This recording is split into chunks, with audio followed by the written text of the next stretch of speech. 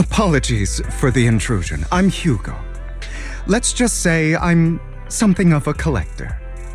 I've heard your video store is the most classy one in all of New Eridu, and I must say, it absolutely lives up to its reputation. The ambiance here is understated yet refined, elegant but still cozy. It's so soothing, like a steady beacon in the dark. I've also noticed some well-known individuals frequenting this place, including elite members from PubSec and HSO. Your achievements at such a young age truly impress me. I'm flattered, but you give us too much credit. Trust me, I'm being honest. I do find your store quite special. So, I guess the rumors about this place are true. Children of devils.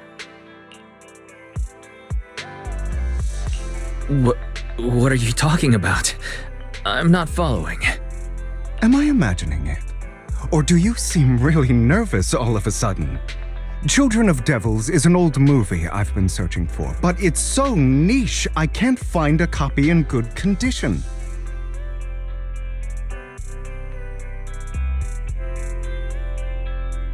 Or perhaps, did this movie remind you of something else? You're imagining it. I'm just surprised there's a movie we haven't heard of. No worries. Like I said, this movie is rather niche. Despite the word devil in the title, it's actually about vampires. I'm sure you already know. Vampires were a popular fictional concept back in the old civilization. Typically, they are pale-skinned, well-dressed, exuding a mysterious and dangerous aura. But beneath their immaculate facade lie lethal fangs for draining human blood. You kinda look like one. I'll take that as a compliment. Too bad vampires don't actually exist in New Eridu. Oh, and I don't feast on human blood. In fact, if anything, I'm hypoglycemic. Anyway, back to the movie. It's about a man who unwillingly turned into a vampire and after years of plotting, finally kills his evil father and ultimately dies in the process. So, it's about patricide. You think so? To me, it's more like a revenge story. The villain just happens to be the protagonist's father. Well, it's a shame you don't have the videotape I'm looking for. I'll just grab a copy of every movie you currently have for rent. Thank you for your patronage. That's very generous of you. Just think of it as my thanks for chatting about the movie with me. Your store is like a collector's gem in itself. Please, consider my payments here as an investment in a collector's prized find.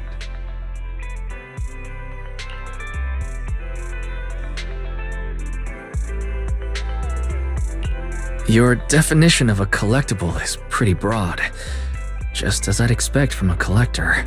Because of my work, I happen to know some of New Eridu's upper echelon. Some even collect human organs. Just some rumors circling around. Hope I didn't spook you.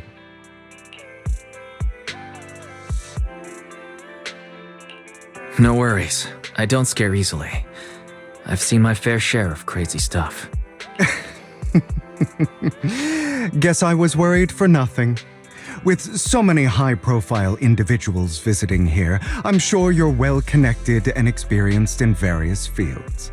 Speaking of which, there's a big industry auction coming up. They'll probably have lots of collectibles, maybe even rare videotapes not on the market. If you'd like to attend, just let me know. Oh, By the way, I saw a marketing event at Lumina Square. Looks like there's a raffle going on. Go check it out if you're interested. Maybe you'll stumble upon something exciting, especially at a place so close to the upper class. After all, there are always secrets hiding behind the light. Well, thanks for today. I'll take my leave for now. Until next time, my precious friends.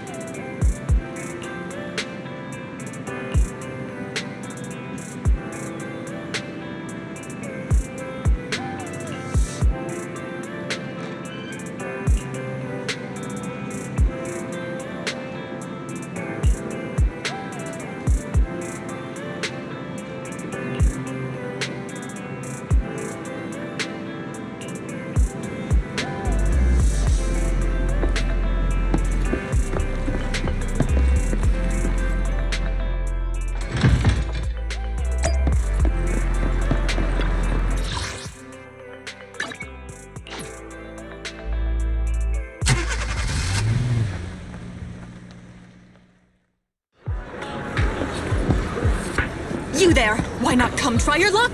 All sorts of prizes are waiting to be won!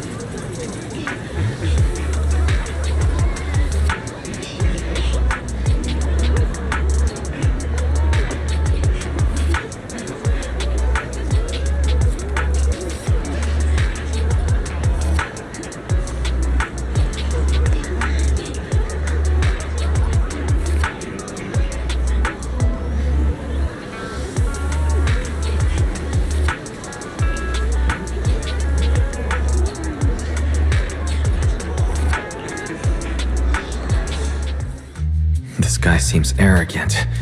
Maybe I should take a tougher approach with him. Quit the act. I've seen right through you. You may look harmless, but I know you have a secret identity. Your crafty skills have caused headaches for countless people. Not to mention, you're revered in your field. Everyone knows who you are. Your true identity is a member of the most infamous band of thieves in New Eridu, Mockingbird!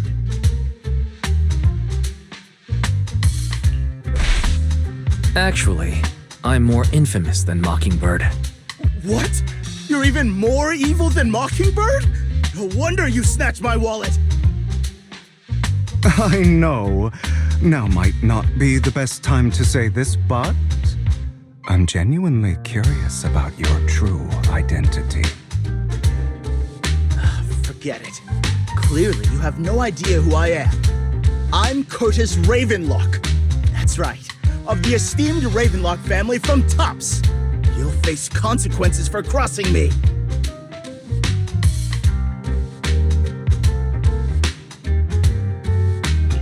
You're an esteemed member of TOPS. Why join a raffle with us regular folks? Offense is the best defense. Seems like you've got that down. I'm only here because my family sponsored this event. I just joined the raffle for fun. It's not like I actually need the money. Anyway, you were the only one next to me when I lost my wallet. It has to be you. Just admit it!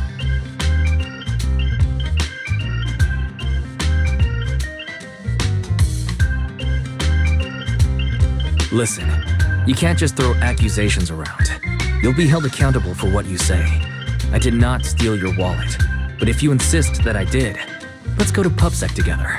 Of course, if you can't prove it, I'll be pressing charges against you. Press charges? That's a bit too extreme, don't you think? Looks like you found the right approach to deal with people like him. In any case, my wallet is missing. It had a ton of Denny's, so someone's got to answer for that.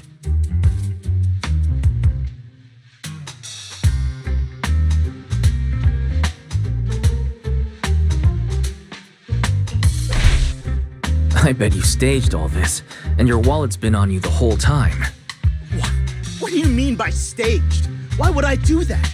Someone stole my wallet. It's theft! With all due respect, I doubt he's clever enough to stage anything. Clearly, your accusation is baseless, Mr. Ravenlock. Your outfit, while elegant, shows unironed creases and noticeable signs of wear. You've likely worn it for a long time. Plus, the wet ink on your cuffs suggests that you rushed straight here from your workplace. Likely so you wouldn't miss today's raffle. All in all, it's clear you're not well off and quite careless. Chances are you lost your wallet yourself, and it probably didn't hold much cash. Is that why you jumped to accuse others? Hoping to leverage your family name to make a quick Denny? That's utter nonsense! Regardless, you owe this person an apology. Damn it! You'll regret this. Just you wait! I really hate it when innocent people are wrongfully accused. But it's all over now. I hope it didn't ruin your mood. Good thing you're here. Otherwise, that guy would have kept arguing forever. I didn't really do anything. You outsmarted him all on your own. It's a relief to see him get what he deserves. He should have known what would happen the moment he falsely accused you. People like that should have a taste of their own medicine. That sounds fair to me. Unfortunately, we don't usually see such fairness in our world, do we? That's why sometimes I don't mind resorting to unconventional methods to right the wrongs. You seem to be implying something. Don't tell me. A good movie never spoils its ending. But feel free to speculate. Anyway, it was nice running into you. Please, accept this raffle ticket to mark the occasion. May it keep you away from shady people and situations and bring you good fortune.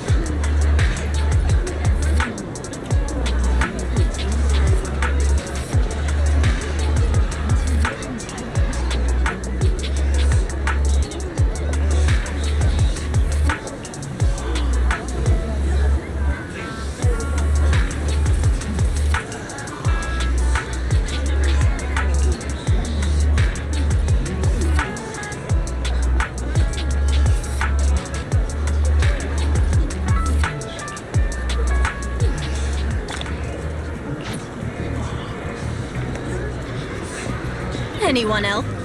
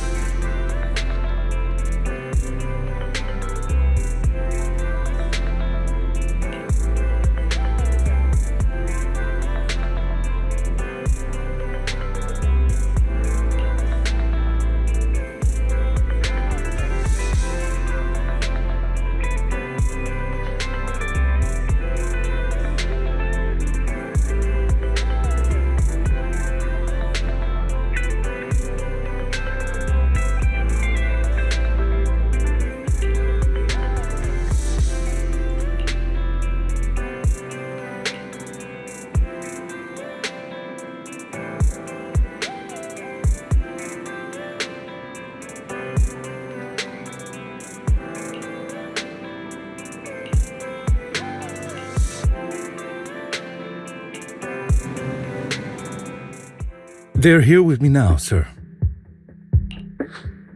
I'm glad to have the chance to speak with you, young'uns. Helios Academy used to be a peaceful and comforting place. You know about Helios Academy? Yes, I do. And I knew your teacher, Carol. She was a kind person.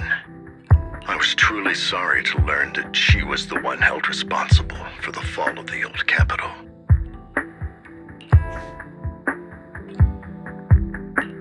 She was innocent. There must be something else behind it. I hope so too. It's just that the fall of the old capital still weighs heavily on us all. But I believe you just got caught up in all of this. I'm sorry for what you've been through over the years. It must be tough.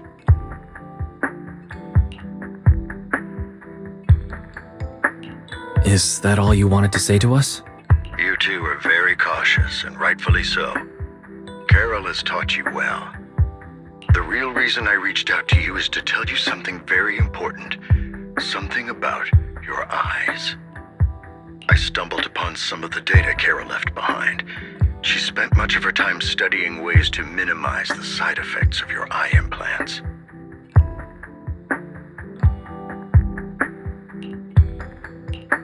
teacher.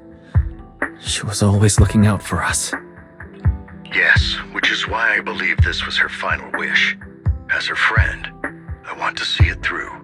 Simply put, your eye implants are directly linked to your brain, and their functionality depends on your body's limits. As a result, the HDD system takes up a part of your body's capacity. This leads to certain issues, the most notable being that it suppresses your innate ether aptitude.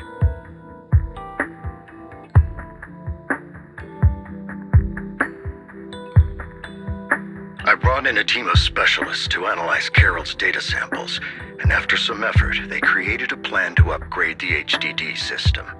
After the upgrade, the HDD system will operate with significantly reduced power consumption, allowing for a substantial boost in your ether aptitude, or rather, a restoration to its original level.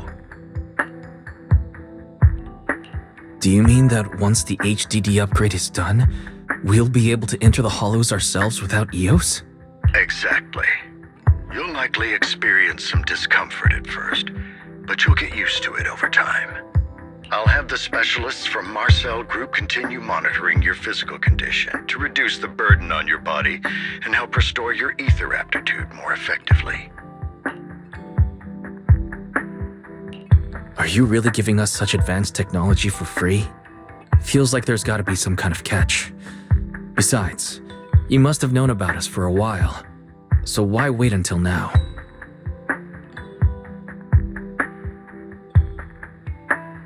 I'm not asking for anything in return. As for why I didn't reach out sooner, truth is, from what I've learned, your eyes possess even greater power. Perhaps the power within you could affect all of New Eridu. But you must understand, power is a double-edged sword. It can be used against enemies or allies. As the mayor of New Eridu, I must ensure everyone's safety. So I hope you'll forgive my caution. I'd been observing you for some time. That said, I'm confident to say that everyone at Victoria Housekeeping speaks highly of you. Miss Bell and Mr. Wise are both kind and honorable individuals. I believe they'll use their power for the right cause. Yeah, they're both good people. Thank you for your kind words. Even though we have no idea what this power is. You're not just making it up to get our hopes up, are you? Of course not. It's just that I don't have much information right now. I'll let you know as soon as I do. Well then, I'll let Lycon assist you with upgrading the HDD system. Rest assured he'll guide you through everything. You should be able to follow him with your knowledge. If you would follow me.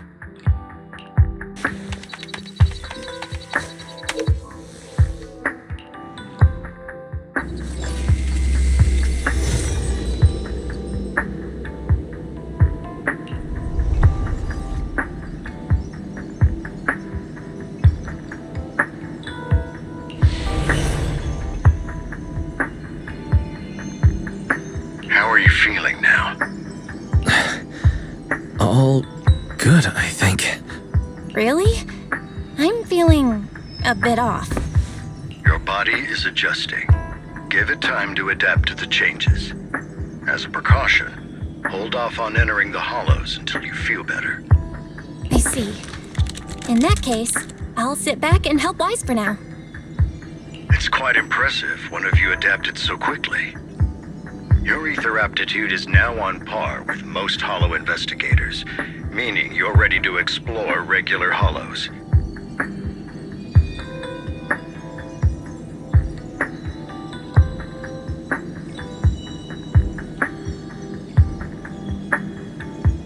But you must be careful at first. Lycon, Ellen, why don't you two go along? One of the data piles in the hollow near the metro is malfunctioning, and we need a skilled proxy to address it. I'll assign this task to you. Of course, you'll receive fair compensation upon completion. Take your time in the journeys ahead. You've got plenty of time to uncover your full potential.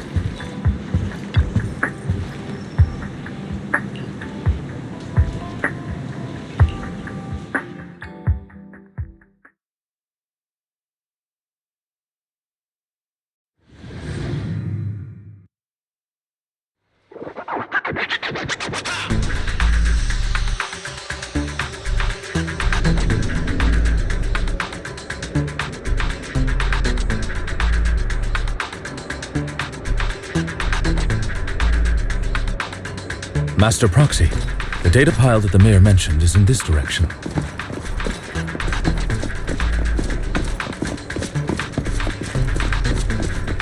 Let's keep moving.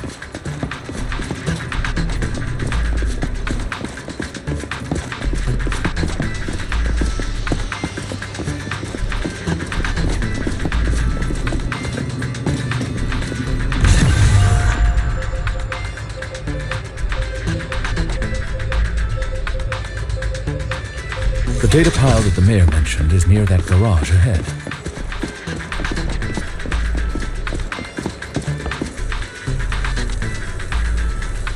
What a pain. There's nowhere else to go. We'll have to move the train.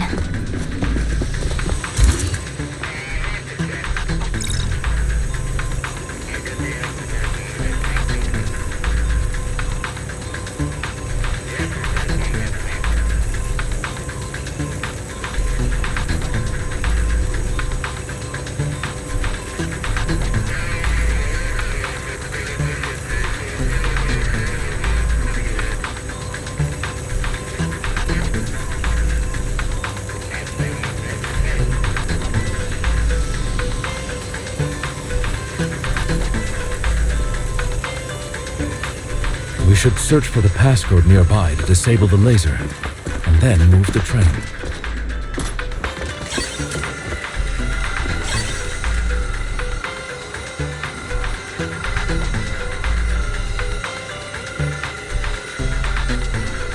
I get it now. We should be able to enter the passcode now.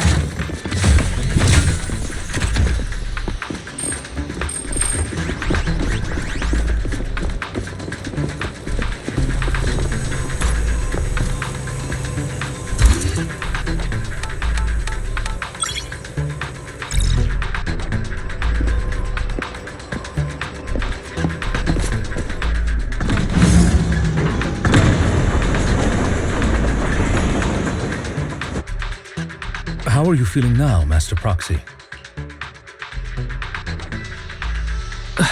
Not good. I feel like I'm gonna pass out.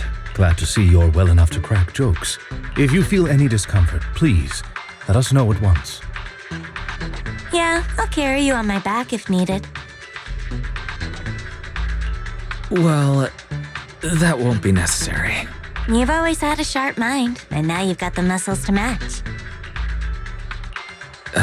Thanks for the compliment. No, I was just thinking. When will you pick up some fighting skills? If you can fight, you could handle things in the hollow all on your own. That'd be pretty neat.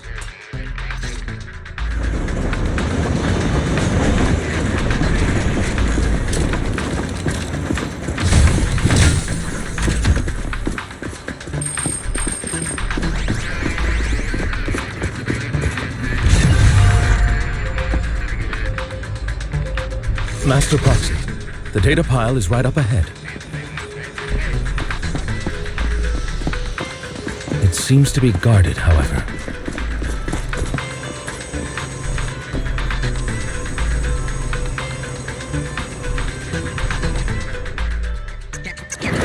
Worry not, Master Proxy. We'll ensure your safety. Persist. Thank you. Sorry. I still need you guys to protect me. Seems like I'll need to work harder. Roxy, you don't need to push yourself so hard. You're already pretty great.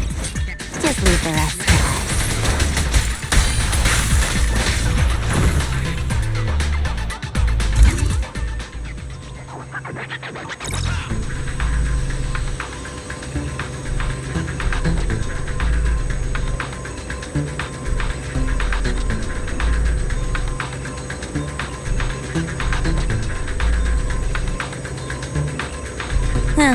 It's another passcode.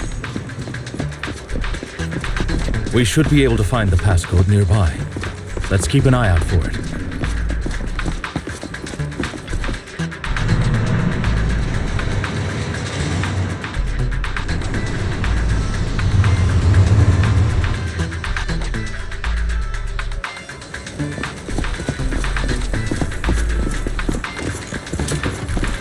Maintaining the data piles in the hollows requires a proxy with the utmost professionalism.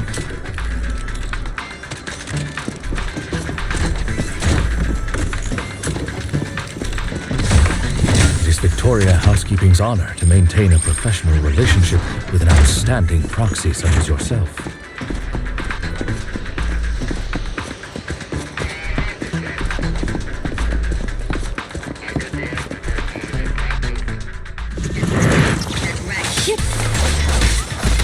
Better dodge. Troublesome. Sick. At your service.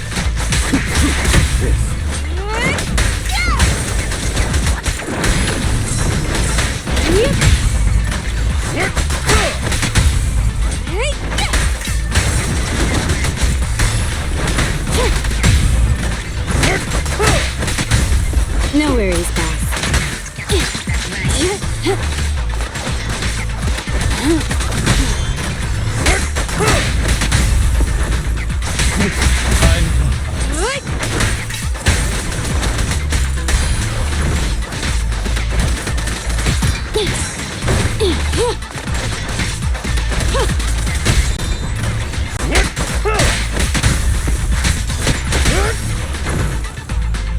Master Proxy, let's take a look around this area.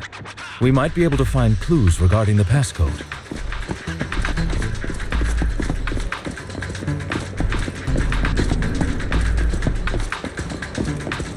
This should be it.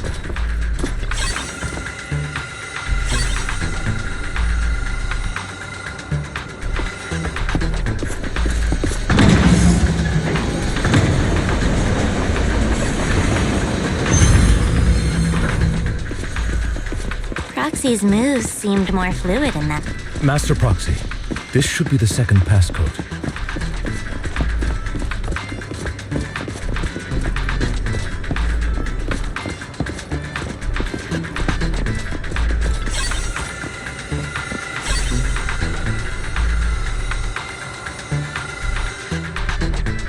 Master Proxy, we've been in the hollow for quite some time. How are you feeling?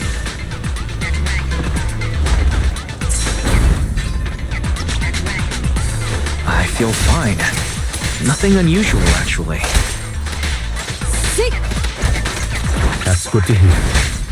After all, this is the first time you've entered a hollow since the system upgrade. Best not to overdo it.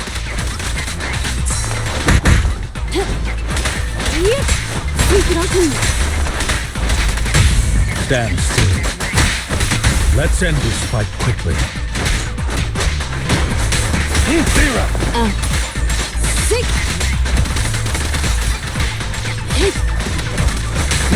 Time to hunt.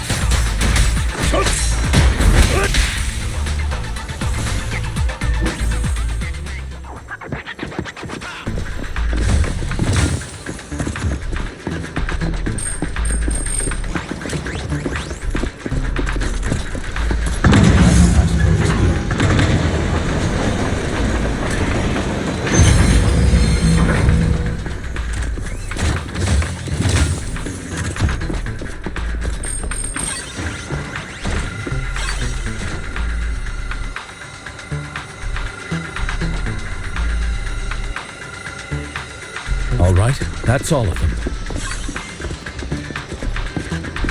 Let us return and open.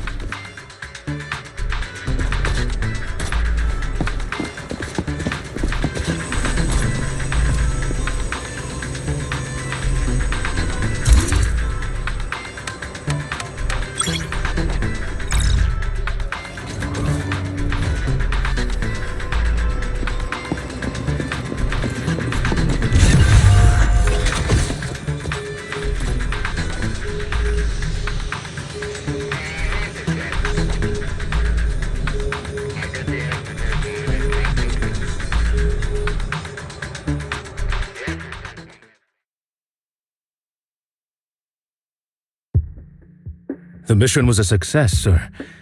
Master Phaeton's performance was outstanding. Excellent. You truly are exceptional. I'll be frank. I contacted you because I need your expertise for an important task. I'd like you to participate in an auction and help me secure an item up for bid. Hold on. Is it the same auction I heard about?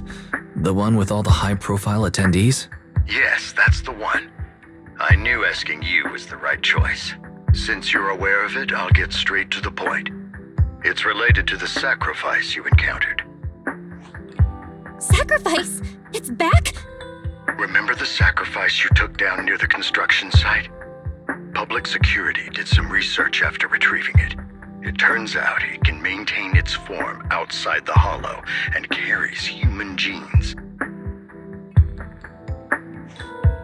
Within it, we extracted a mysterious core. This core possesses the same inexplicable power as the sacrifice, allowing it to exist without relying on ether.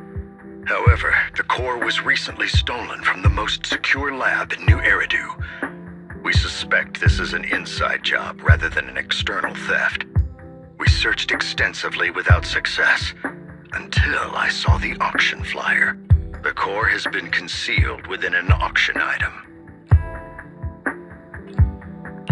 So you want us to bid on it at the auction. But why us? The power of the sacrifice is highly volatile and destructive. We must keep it confidential, at least for now. And I, as mayor, am not suited to participate in the auction myself. Plus, I'm running checks on my inner circle due to the theft. Frankly, there aren't many people I can trust.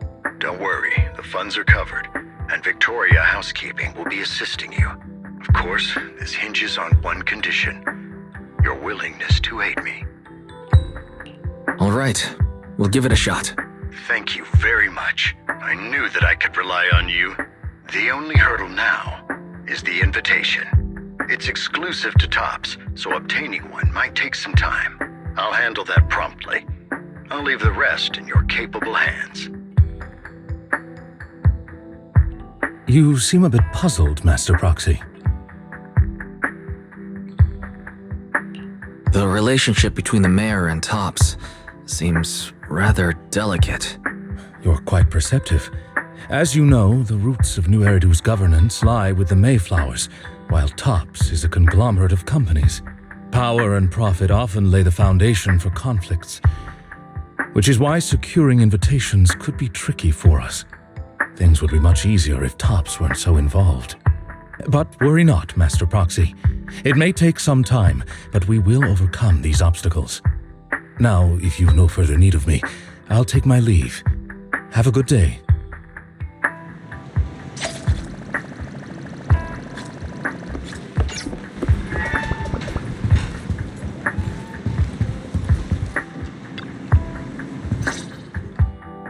Didn't that collector Hugo mention if we wanted to attend the auction, we could give him a call? But he didn't leave us his contact information. Odd, right? If he wanted us to contact him, why not leave a number? Did he just forget? Maybe he did leave us his contact, but we missed it. Come to think of it, Hugo did leave us a raffle ticket and said something weird. He said something cringy like, "There are always secrets hiding behind the light." Wait, don't tell me.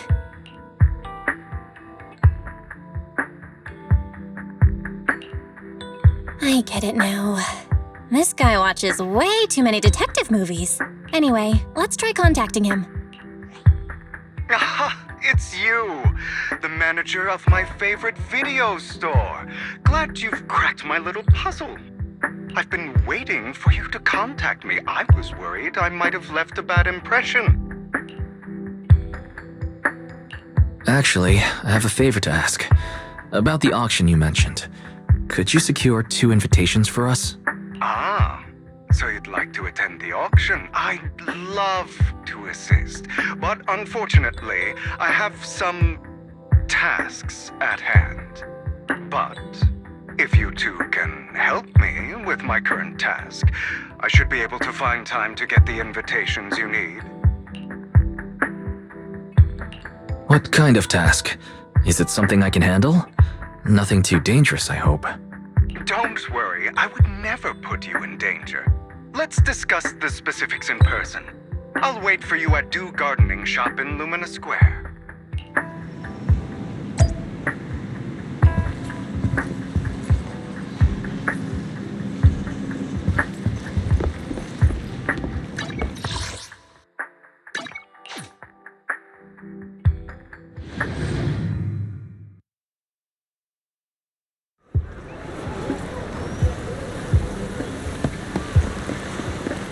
You've arrived, my friend.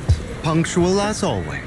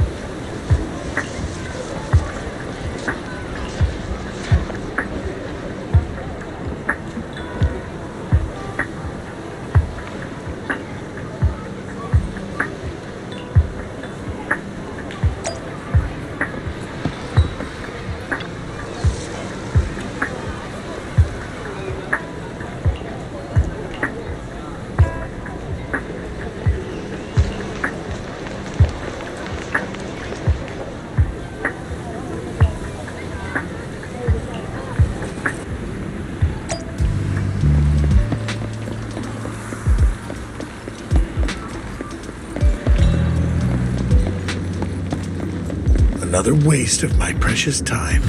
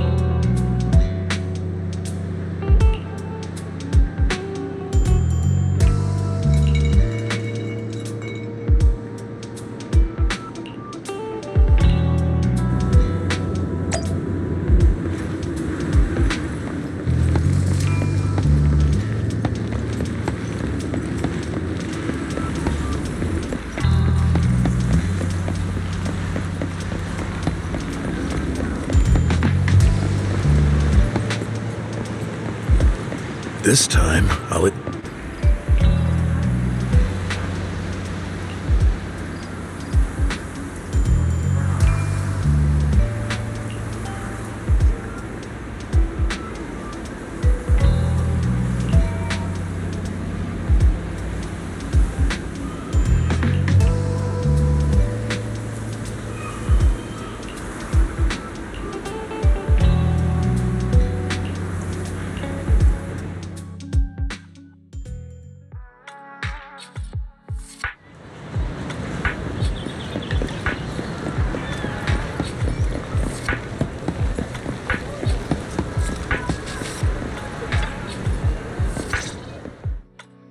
Good day, manager. Wonderful to see you again.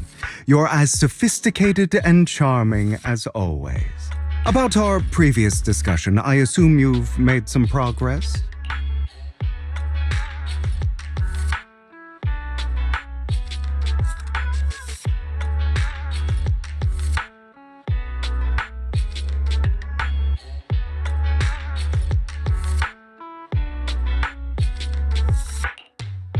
I see. Looks like it's more complicated than I thought. I appreciate your help. Here are the promised invitations for you. One was mine, but I won't be able to attend as I'll be occupied that day. I had to pull a few strings to secure these invitations, so please don't mention where they came from. Otherwise, someone might come hunt me down. Wait, seriously? Is the auction really that dangerous? Well, when you dance with sharks, you can't avoid risk.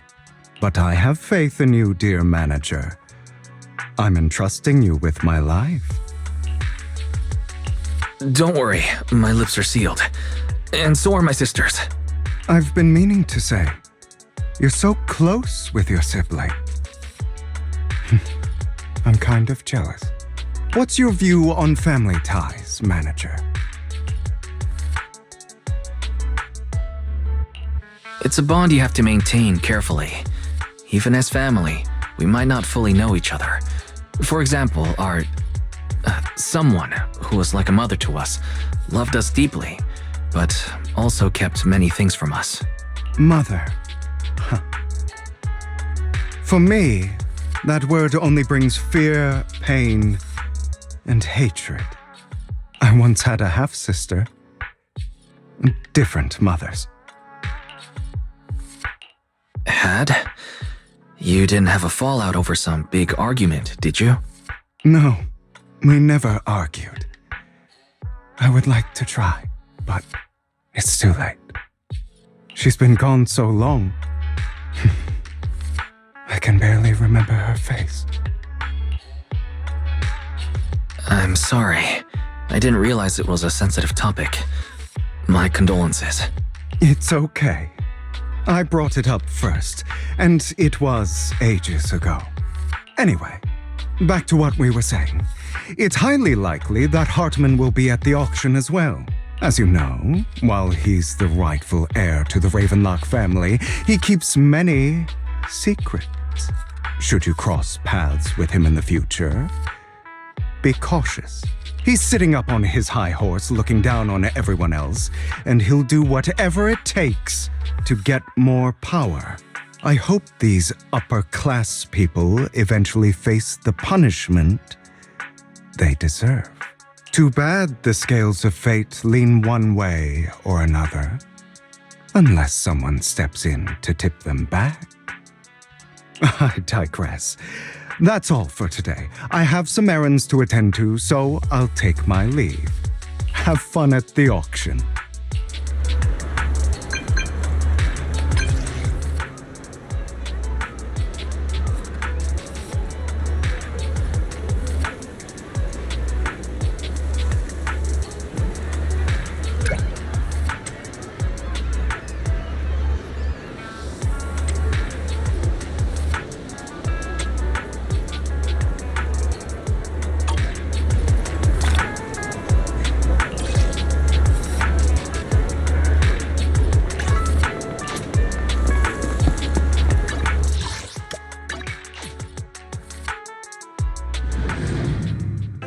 It is a pleasure to see you again, Master Proxy.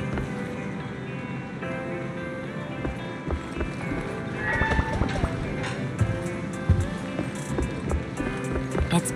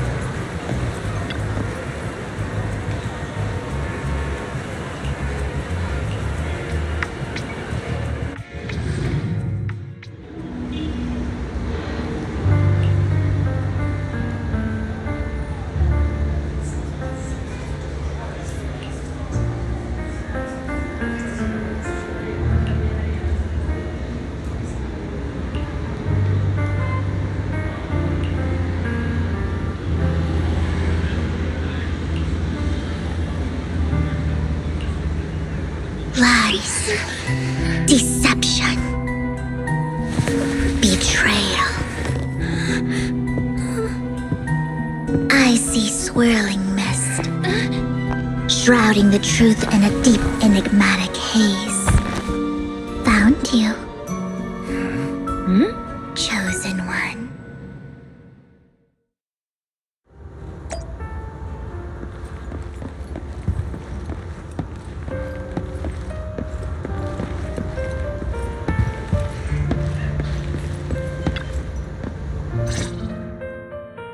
You are exactly as I thought you'd be. Chosen one? What's that? Sounds like something from a tacky novel that was popular a decade ago. Words can only convey so much, so it's understandable if what I say doesn't make sense to you now. But you'll know what I mean soon enough. Young lady, I know you might think I'm lying, but I'm telling the truth. That item was my late husband's keepsake, and I had to pawn it due to financial difficulties. But I can't bear to see it auctioned away to who knows where. I'd never be able to get it back. Please help me bid for it. There's a hidden flaw in that item. If you point it out during inspection, it will be withdrawn from the auction and returned to the pawn shop. That way you won't have to pay for it. In return, I'll offer you some compensation. It may not be much, but it's all I can manage. Please. Mom, please don't cry. Your story might be genuine, but your intention is not. Besides, this has nothing to do with me. Your misfortune is not my concern.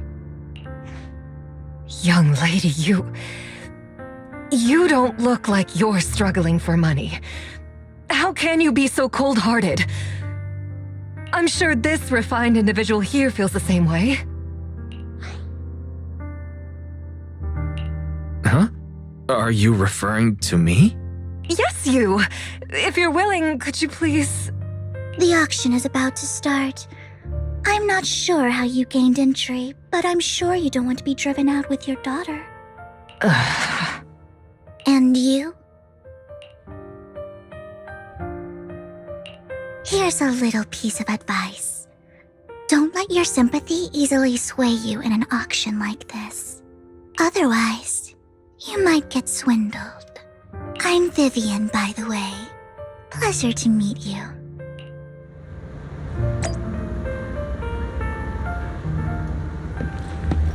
Dear guests, the auction will begin shortly. Please make your way to the venue.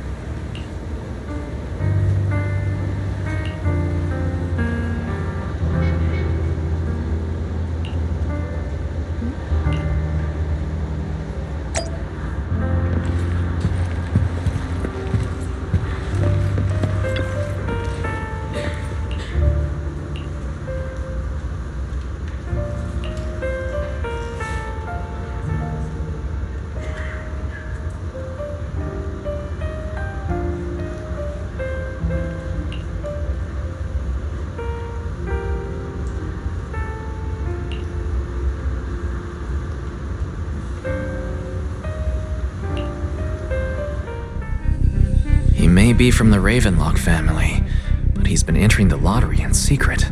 His financial situation might not be too great right now. Ugh, what rotten luck. I didn't expect to see you here. I won't back down this time.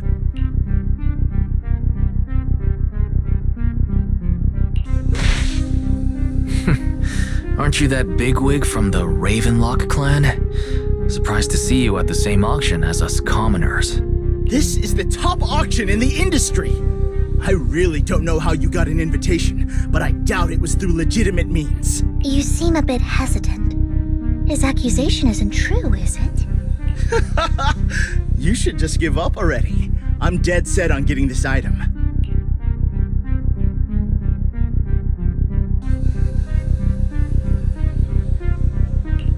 Good luck to you. Host, I increase my bid by 20%. Where could you have gotten so many Denny's? A solid move, but perhaps a bit too costly for me. Okay. Let's not rush into inflating the price. Seems like it's just the two of us interested in the item. Why don't we discuss this in private first?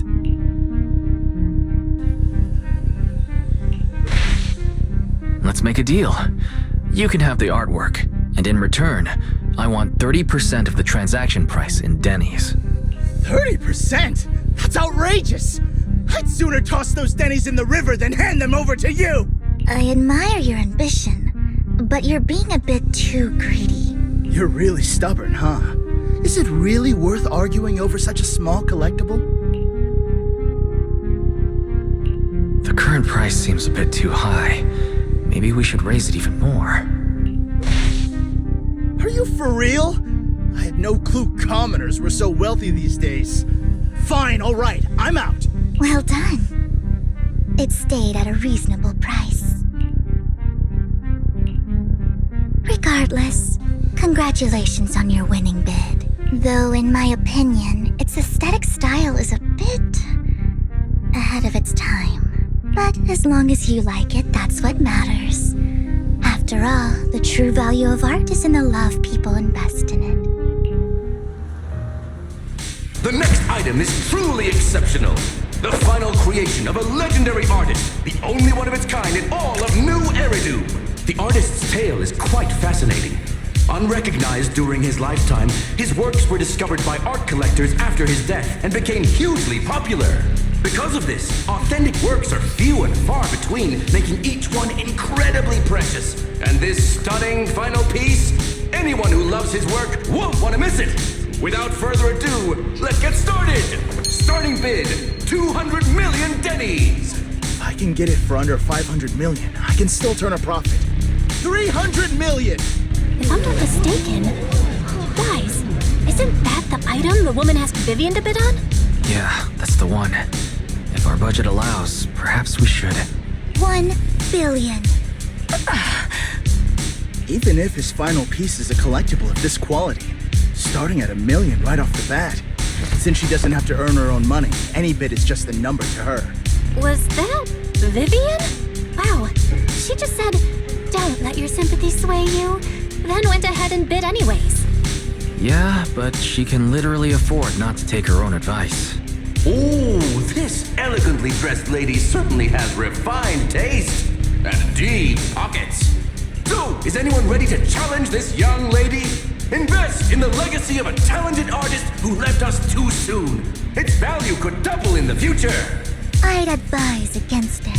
I'm going to bid on this no matter the price tonight. This young lady is certainly very confident. Our time is almost up at $1 billion. Going once, going twice, going 3 times. Sold for $1 billion. All right, ladies and gentlemen, that concludes the first half of the auction. Please feel free to unwind in the lounge for a bit, as more treasures await in the second half.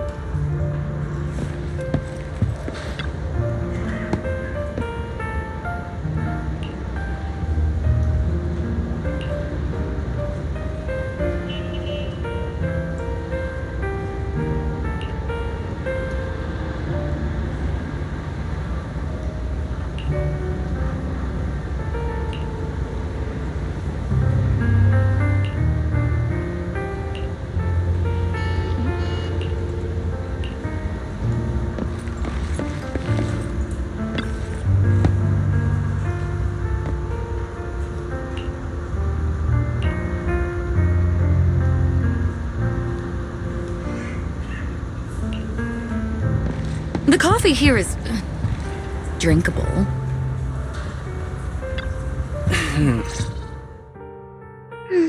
You have a strange look on your face. Despite her ruthless exterior, she's actually quite kind-hearted. Though you wouldn't dare think that, would you? Not at all. That's not what I'm thinking. You're not being honest, and I don't appreciate deceit.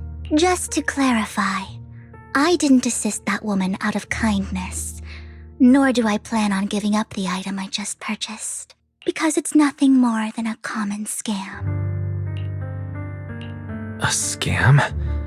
So you're saying that woman is a fraudster? They'll tell you a tragic story, begging you to help bid on a collectible at a high price. They promise a reward and guarantee the item will be withdrawn from the auction, so you think you won't have to pay anything. But the reality is, once you bid, the deal is done. No going back, and you end up shelling out a hefty sum for something worthless. So why did you still bid on the item? I really enjoyed the story of that legendary artist. Art at its essence sells stories, doesn't it? I'm willing to pay the price for the stories I choose. That's another lie. Looks like you believed me. Okay, you got me again. Let me give you another piece of advice. Appearances can be deceiving. People often mask their true intentions. Sometimes, what you can't see is the real truth.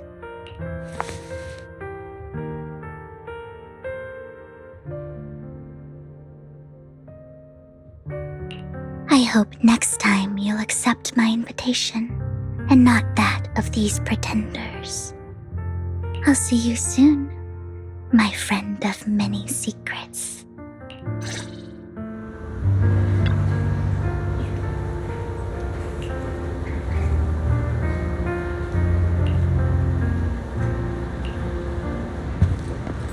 The second half of the auction is about to begin. Please make your way to the venue.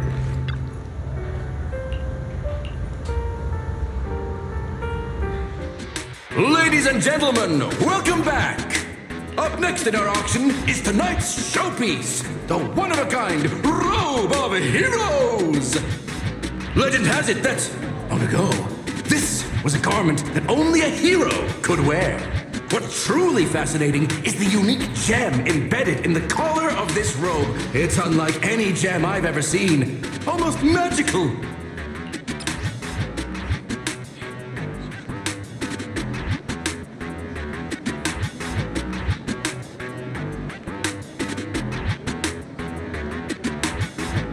Wise, that gem's probably what we're looking for. Such an important item, yet it's just there on a piece of clothing, completely unprotected. How gaudy. This auction sure is busy. There's people of all sorts, whether they belong or not. Robe of Heroes. What a tacky name. Nonetheless, I'll secure it. In the name of the Ravenlock family. Yes, I see it. Seems authentic. Of course, I'll keep an eye on it.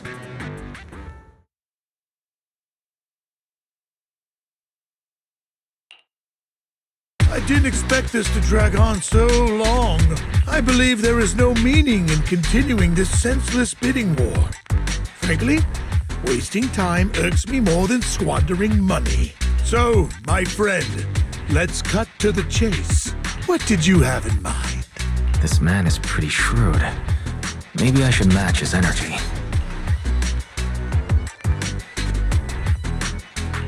Perhaps a better question should be, what can you offer me?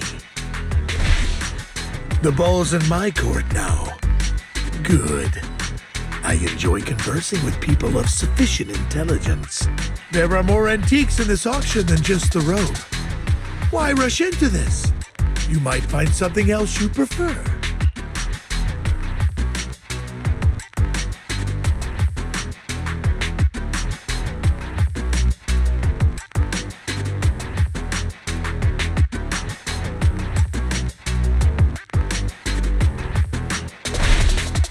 I'm not a collector, so I'm not into antiques.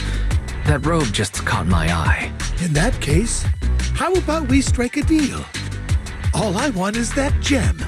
So, if you cease bidding now, I'll take the gem and you can have the rest of the robe. How does that sound? You called our bluff.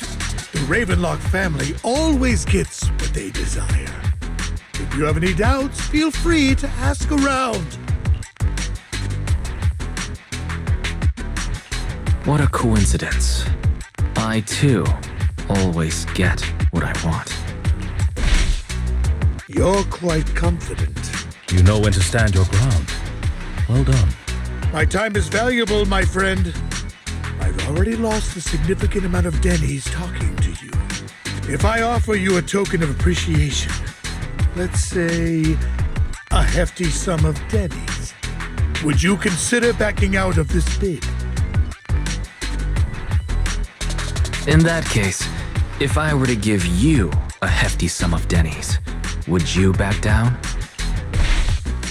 I fear my price is beyond your means. It's been a while since someone dared speak to me like that.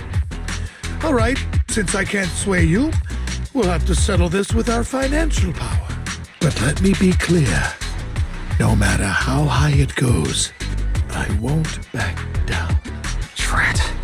Though the mayor gave us a substantial amount of Denny's, I have a feeling it won't be enough to win against someone with this amount of financial power.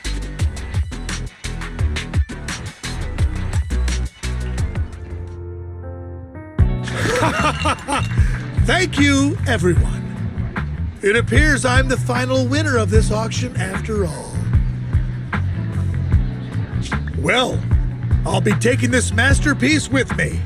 Of course. I must extend my sincere gratitude to all of you. Damn it, we almost won! Ugh, Denny grabbing jerks. I got a message from Hugo. He wants us to... look up? What happened? Why'd the lights go out? What's going on? The power went out? Mommy, I'm scared. Ladies and gentlemen, welcome to tonight's auction. My apologies for the long and dreary opening. Losers always have a lot to say. That guy looks familiar. Is that... What are you all standing around for? Someone deal with this intruder! How uncouth. I'm simply here to reclaim what's rightfully mine. You! When did you?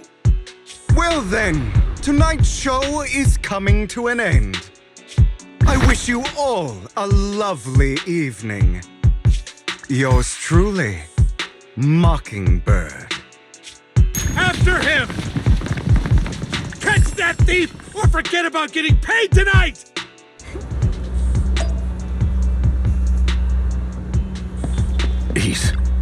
I can't believe... Forgive me, Master Proxy, but that... Mockingbird and I have... history. You might find it surprising, but I know him too. You do?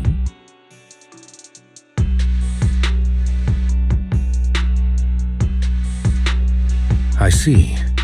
So that's how you know him. Years ago, we founded Mockingbird, the Phantom Thieves Syndicate. Things started off well. We were young, with naive ideals and lofty goals, and we pursued what we thought was right. But one night, that all changed. There may have been signs of what was to come, but no one noticed them at the time, or perhaps we chose to ignore them. Eventually, I left Mockingbird and accepted the olive branch extended by the mayor. The separation was, shall we say, less than amicable. And my dearest friend became my sworn enemy. Master Proxy, if I may ask, what do you think of Hugo?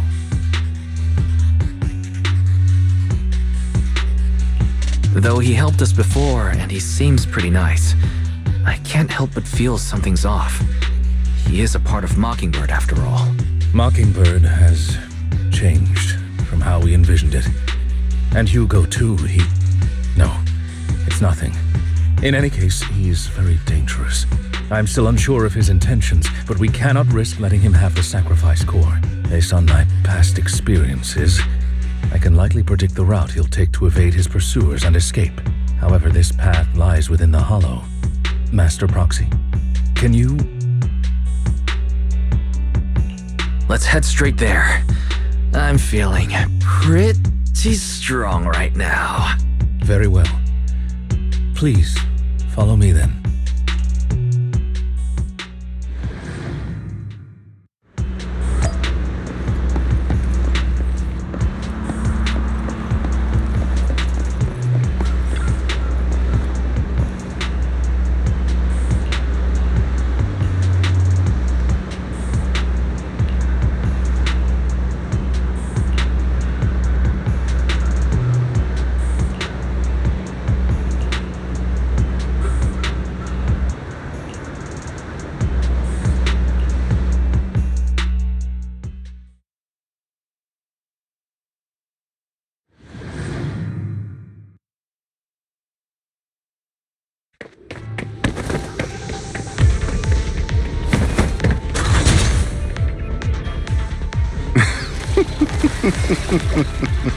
As I thought, Hugo really is here.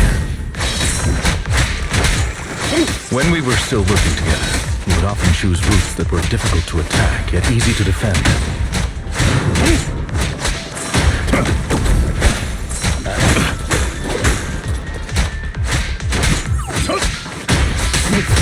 Don't worry, Master Proxy. I'll catch him.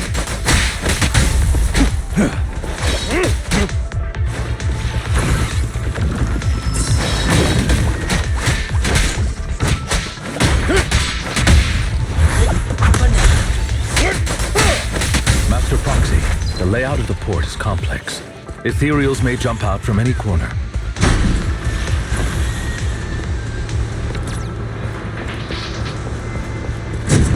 Do be extra careful.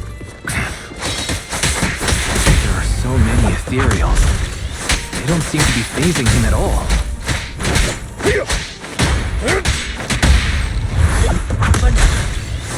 Though I am loath to admit it, that man is quite formidable.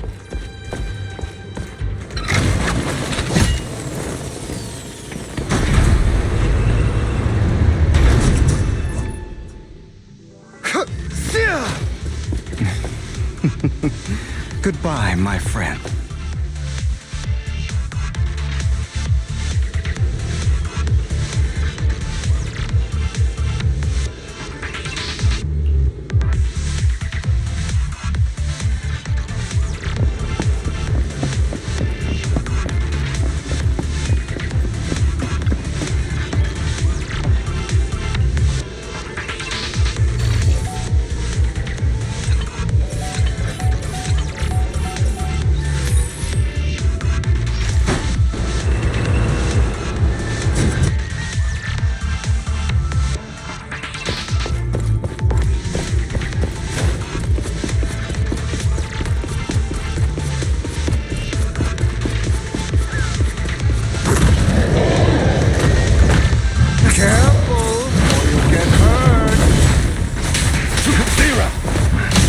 I'm not going to let you have your way.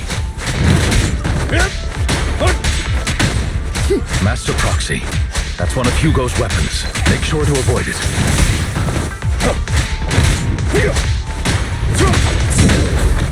It may look like a coin, but it's actually a dart.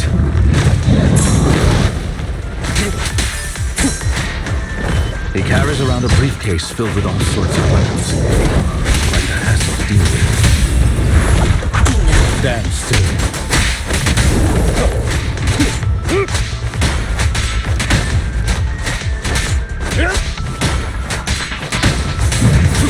He's extremely familiar with this place. Master Proxy, dragging this out will only be to our disadvantage.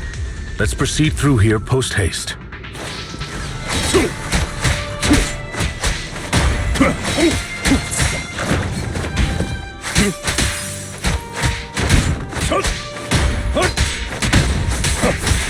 to hunt. Stay calm now.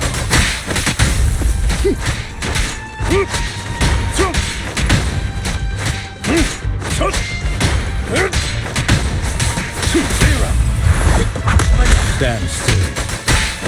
The mechanism here isn't damaged. It's still functioning normally.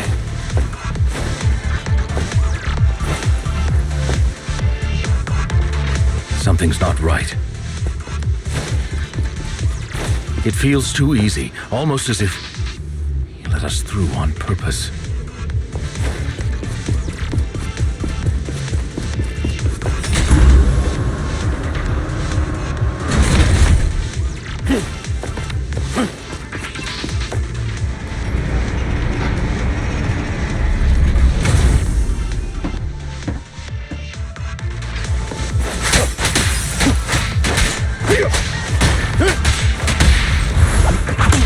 Stay calm now.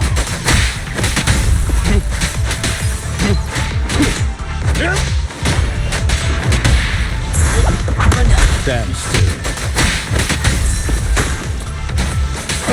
Take this. Stay calm now.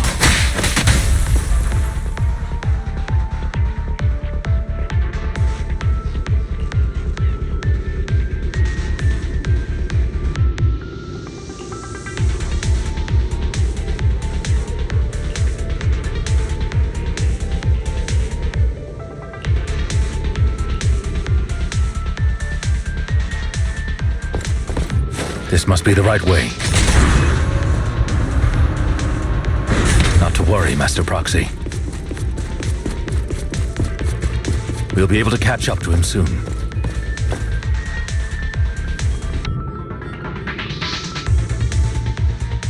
It should be this way. Are they from the auction?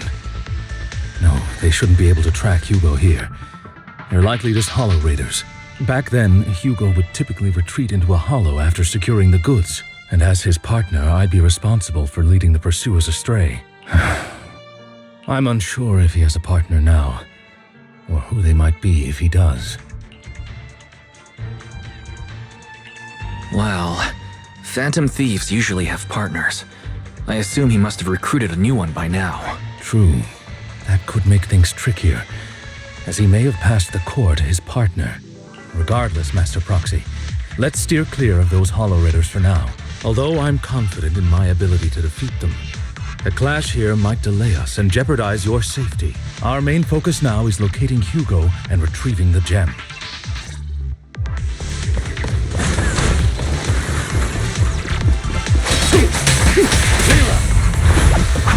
Stand still.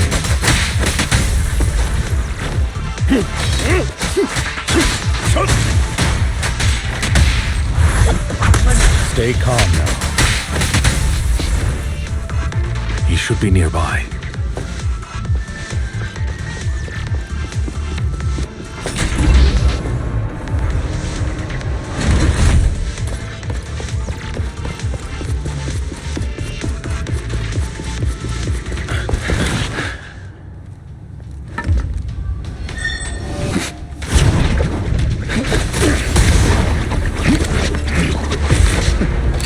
Long time no see, traitor.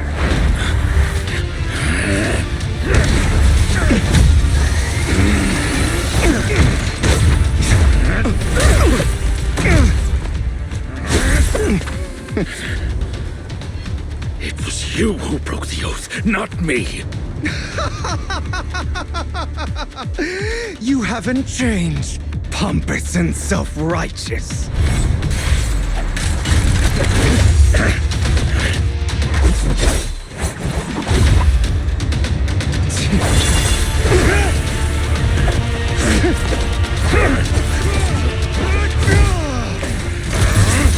Beyond reason!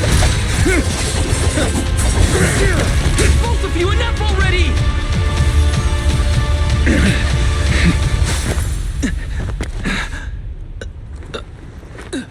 Master Proxy.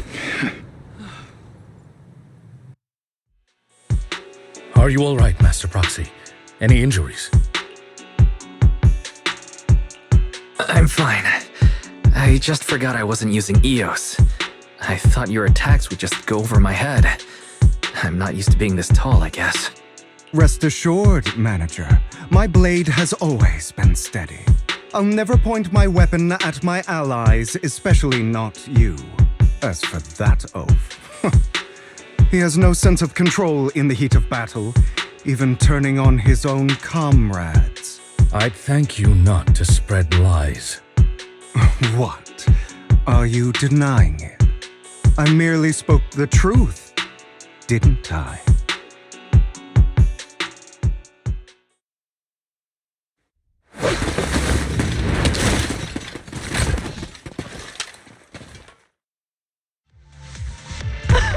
Thought we were in for a tough day, but it seems we struck gold in the end.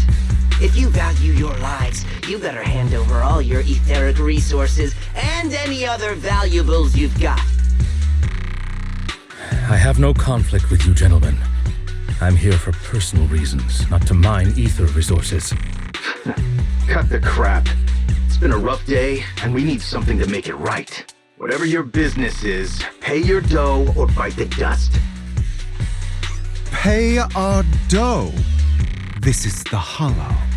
You're not claiming this Hollow as your own, are you? Not even the current mayor of New Eridu would dare to make that assertion. Am I correct, Mr. Mayflower Watchdog? You sure have a mouth on you, pretty boy. Don't push it. We've buried idiots like you in the Hollow before, and soon you'll be joining them. I'd urge you to reconsider. Huh? Unfortunately, your kind advice has come too late. They've already worn my patience thin. Oh, help me! Scared? Then perhaps you should think twice before you act. You've made your bed. Now lie in it. Sorry, I'm so sorry. Please have mercy. Spare us! We won't do it again! Are you quite done blowing off steam? Don't kill them. I'll hand them over to public security once we're out of... Who do you think you are to tell me what to do? They weren't planning to show you any mercy, yet you forgive them so easily. You haven't changed at all over the years, Lycon. To hell with you and your foolish fantasies of being some almighty savior. Haven't you learned your lesson from what happened with your eye and legs? My principles remain unshaken. No one has the right to take another's life. Sinners deserve punishment. Do you know how many lives they've taken? I'm merely delivering the justice the world needs. It is not our place to pass judgment. I know I will not sway you. There's no point in continuing this argument. I will stop you. I always will. Go ahead and try. I will defeat you. I always will. Be prepared to kneel before me, traitor. You talk too much.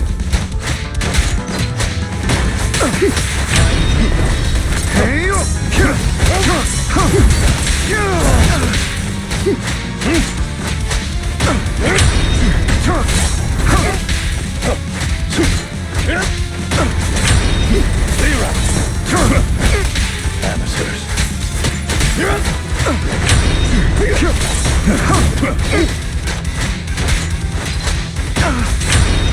I'm tough. Is that all?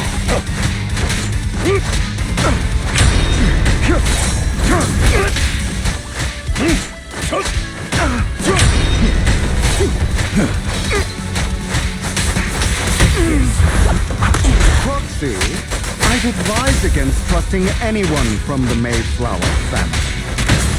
Or their dog. How many bodies did the mayor step over in his ascent to power? You two have to fight? Out of my way. My apologies, dear manager. But I'm itching to teach him a lesson.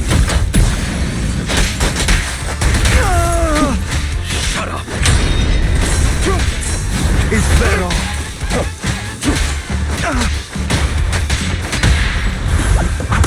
Stay calm now.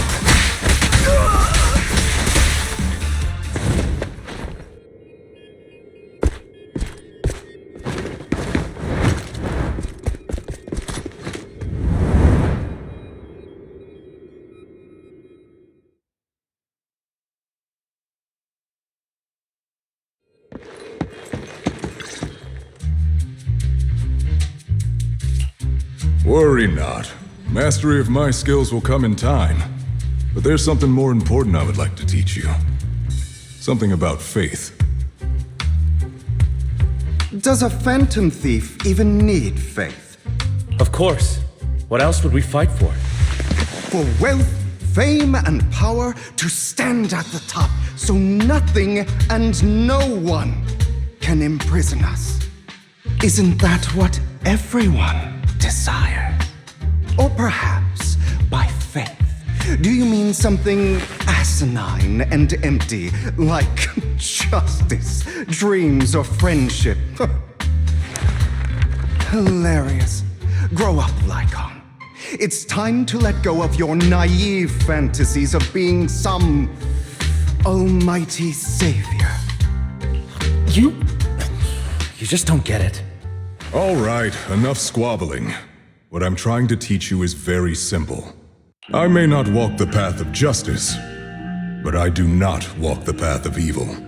There's too much injustice in this world, and there are times when it becomes necessary to right those wrongs with unconventional methods.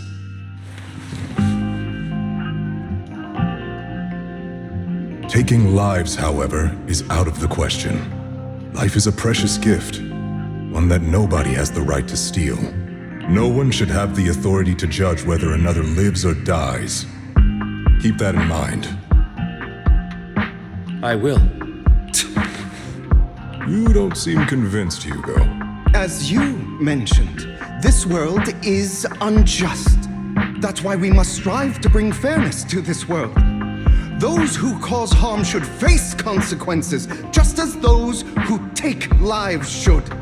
But not all lives hold the same value. Sometimes, you may need to eliminate one if it means saving more. You're too proud. Your pride may lead you astray. I have my own path and beliefs, Jack. I'll determine for myself what's fair and unfair. Hey, watch your mouth. If it weren't for Jack, you'd be dead already. You're a smart kid, Hugo. Skilled too. You could easily take the life of a sinner. However, what if one day you found out you were wrong? What if that so-called sinner were innocent? Could you bring them back to life? I wouldn't make that mistake. To err is human. Everyone is bound to make mistakes. It's good you are open with your thoughts. I just don't want your troubled past to weigh you down. Because your hatred doesn't define you. It only eats away at you.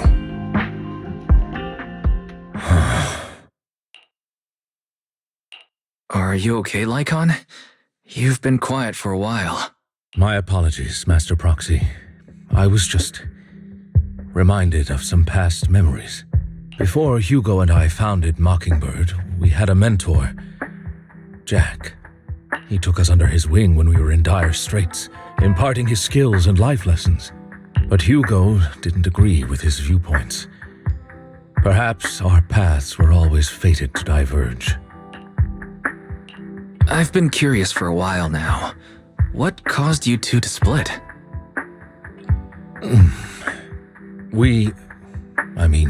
Mockingbird faced numerous triumphs, but also setbacks, and one of them was a disastrous one. Hugo. You... Was this you? All this?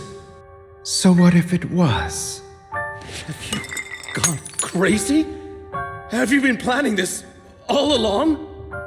You'd bury all these lives in the name of vengeance? They deserve to die. Especially my so-called father. I should have killed him a long time ago. A really long time ago. You know what, Lycon? There's some people whose only purpose in life is to bring more suffering into this world. Sometimes murder is what brings justice back into this world. And for that, I must stain these hands in blood. Enough! I can't trust anything you say anymore. I'm leaving Mockingbird, now! Where are you going? Anywhere. Someone from the Mayflowers got in touch with me before. Are you mad? You know what those hypocrites in city administration are like. They're no different from tops. We fought them together all this time, and now you're leaving to serve as their lapdog.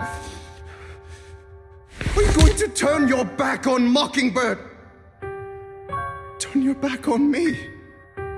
The mayor is different from the others. But it doesn't matter. I'm not going to even try convincing you. As your friend, I'll give you one last piece of advice. Please, stop here. Otherwise, the day will come where your hatred and ambition will consume you.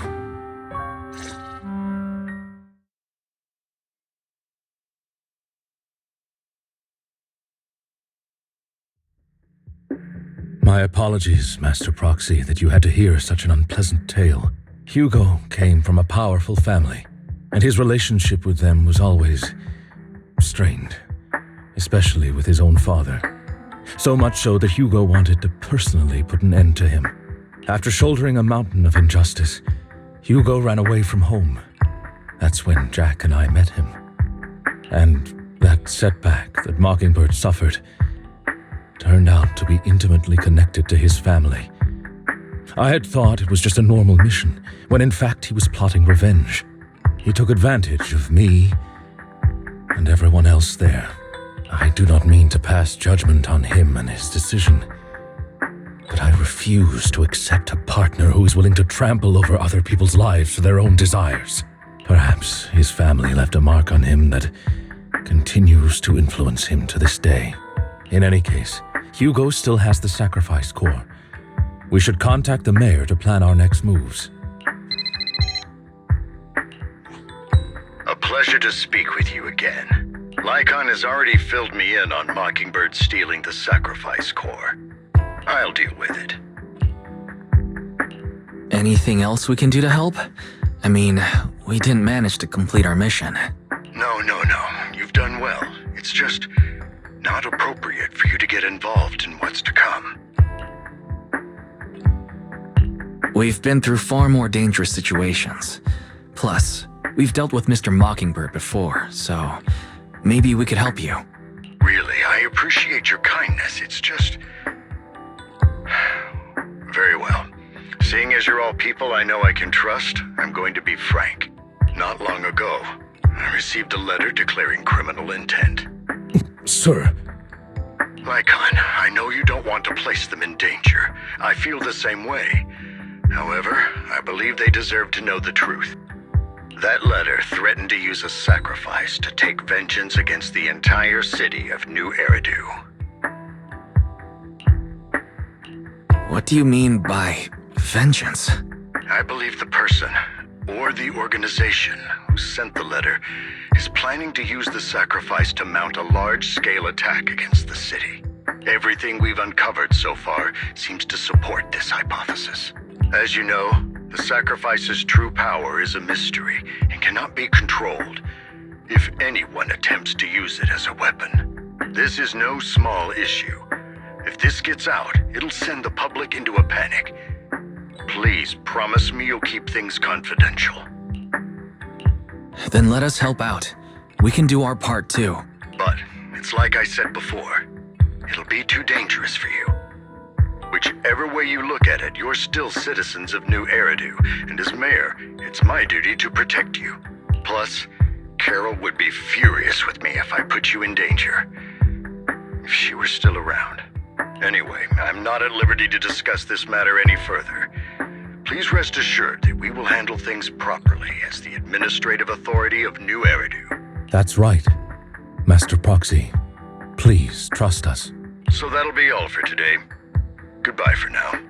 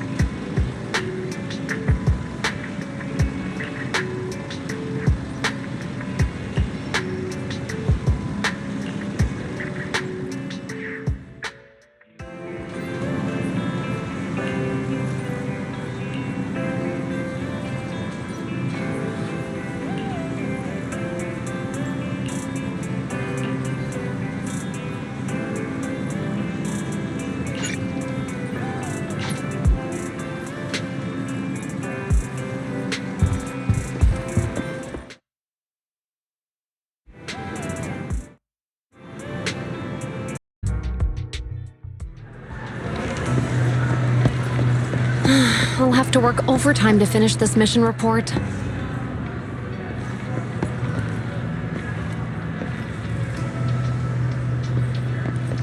You're here!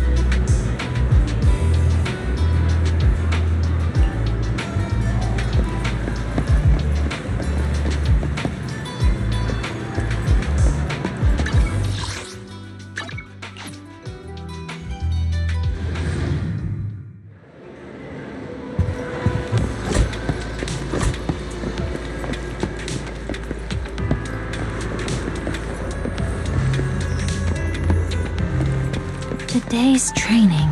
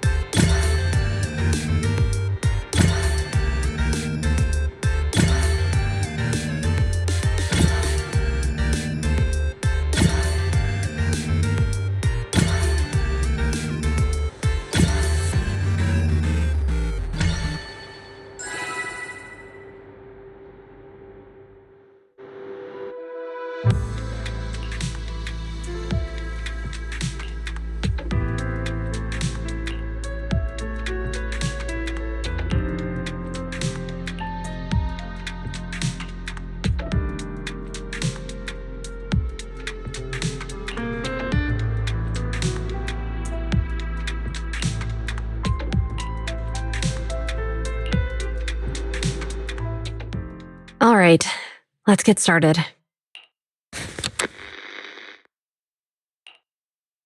I'm probably not getting out of this hollow, but at least this tape recorder still works.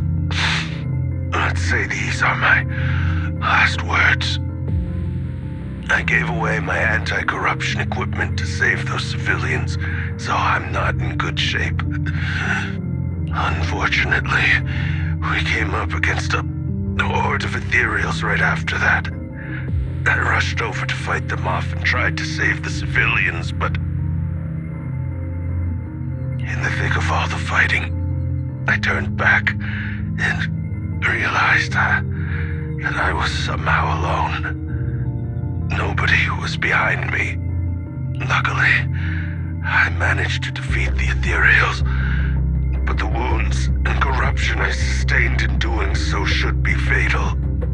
I don't mean to cast the blame at all here, and if any of my colleagues ever pick up this cassette, I hope that nobody is ever held accountable. It's just human nature. It's normal. I just have a few regrets. Oh, what's that over there?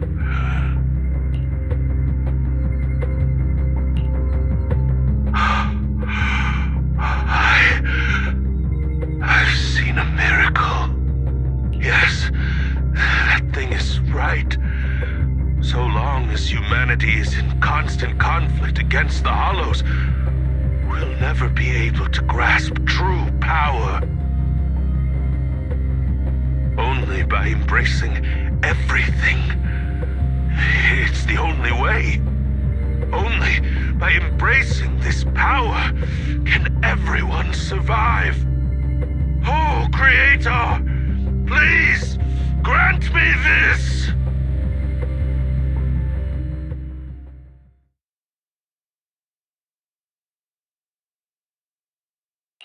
Are you okay, Julian? Don't be so down. Thanks. I'm okay. It's just, even though we had our suspicions, now that everything is out in the open, I can't help but feel a little... Well, at least now I know the reason why he changed. What did Bringer see during the recording? Whatever it was, he called it a miracle. I saw the mission report from that incident. Bringer emerged from the Hollow unscathed, completely free from injury or corruption. Plus, I remember him rescuing a few civilians and walking out of the hollow together with them.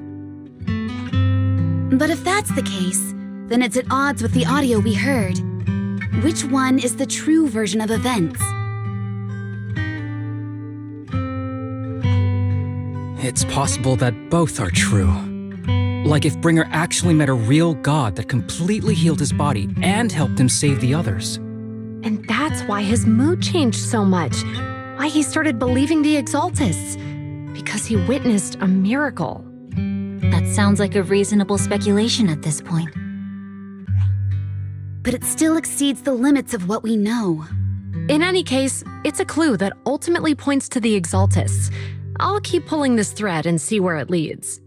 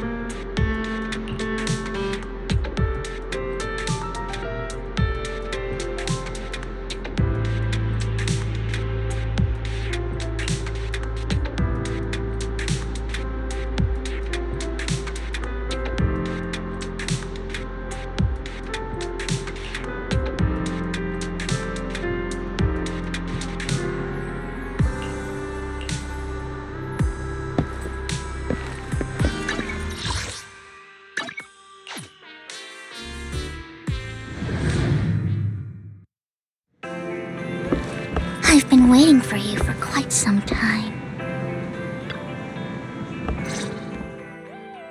We meet again, Master Proxy. I imagine you've already managed to gain some info from the conspirators about some people who wish to use sacrifice to launch an attack on New Eridu.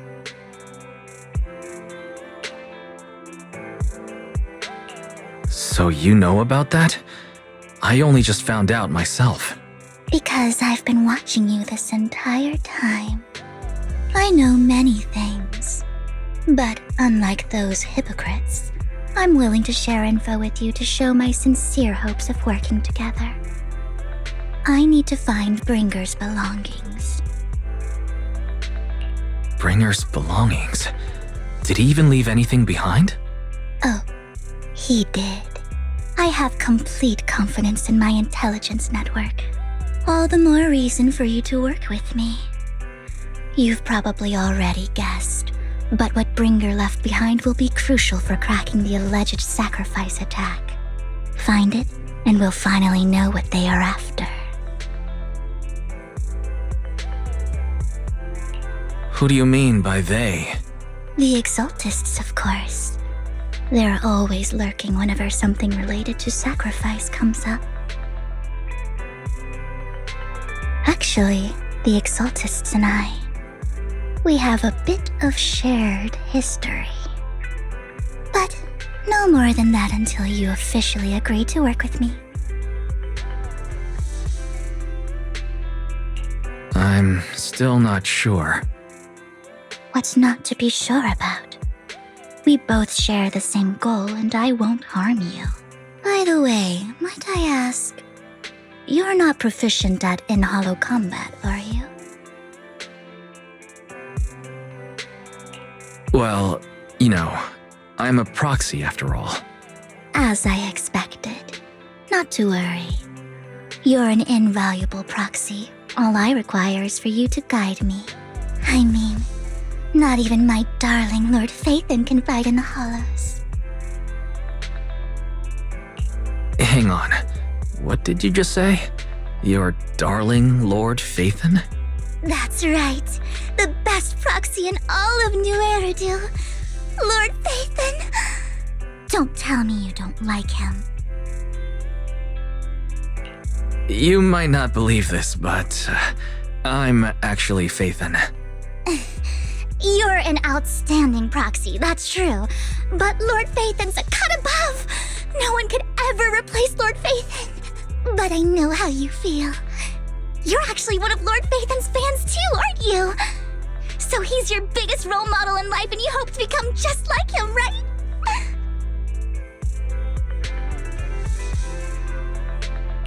Fine, you're right. I'm actually a fan of Lord Phaethan. Then we're fellow fans! Wonderful. I feel so much closer to you now.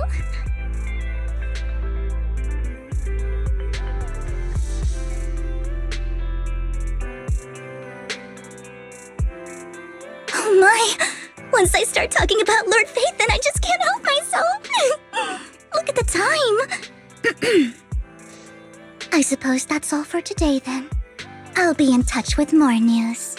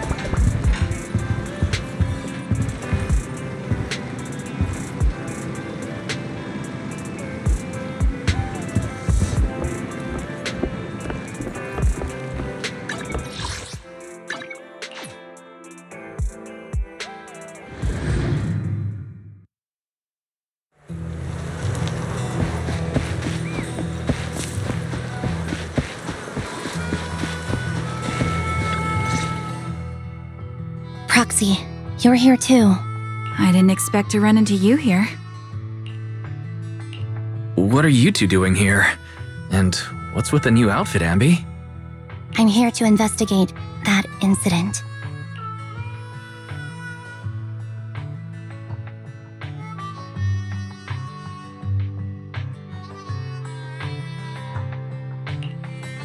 I've recently dug up some clues about the person behind the operation, but my key contact is ultra cautious and keeps demanding me to prove my identity. So, to gain her trust, I decided to meet her dressed like this. Now that everything is completely finished, this uniform doesn't really represent anything in particular. For me, it's just another outfit now. We all have to move on someday. I'm helping her. I want to make sure whoever's behind all this is caught. And who's this young lady? This is my friend, Vivian. We're here investigating a few things ourselves. Ambi, one of the Cunning Hair's most powerful members. And Trigger, an Opal Squad sniper. It's an honor to make your acquaintance. You know us? Looks like someone's done our homework. Is it because of the proxy? You two are practically celebrities. And because of my work, I've got loads of info when it comes to anyone with a name around New Eridu. I see. Seems you're handling your work well. Let's prepare to enter the Hollow. Unless you have any further questions, we'll be taking our leave now. You're going into a hollow? Proxy, you plan on going in like that? Yeah, that's right. I've recovered quite a bit lately, so I don't need any protective equipment in the hollows.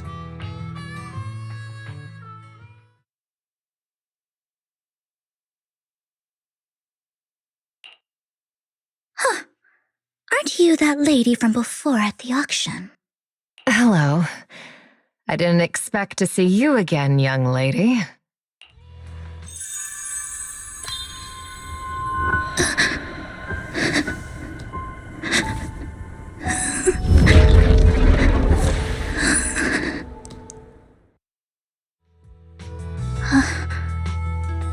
Vivian, are you alright? You look depressed. What's wrong, Vivian? Are you feeling all right? It's nothing.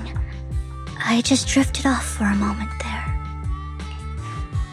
So then, what are you doing here? Don't worry. I'm not here to scam you. I'm waiting to meet someone. Don't tell me. You're my contact for intel? That's me.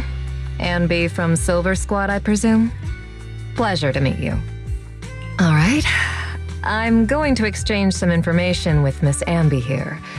So if you'll excuse me.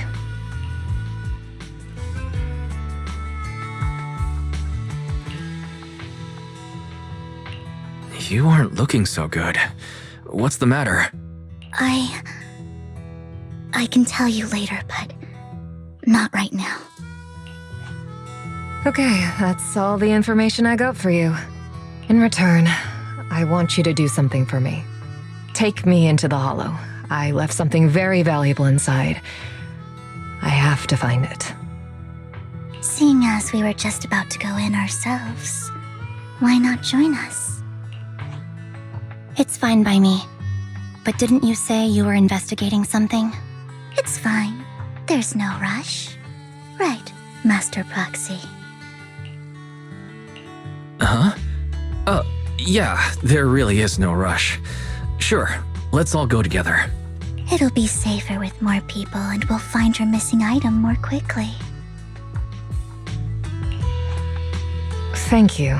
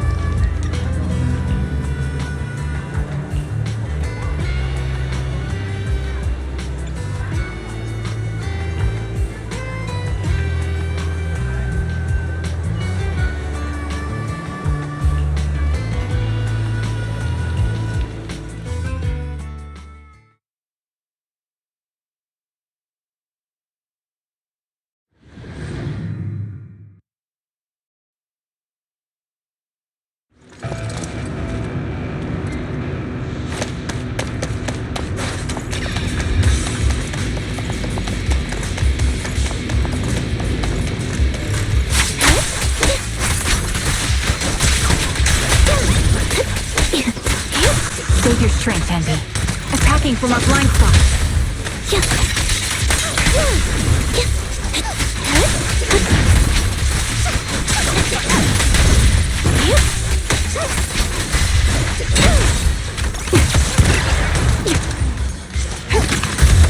Adjusting for wind.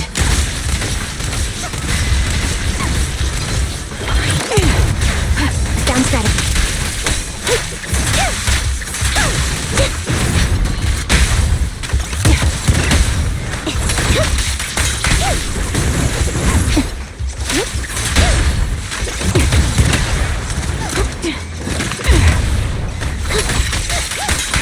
Now it's my turn to ask questions. What exactly is it that you're investigating?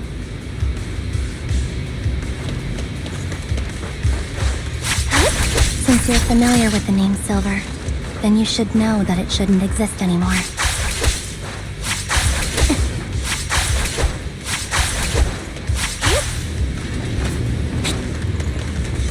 What I'm investigating has something to do with it.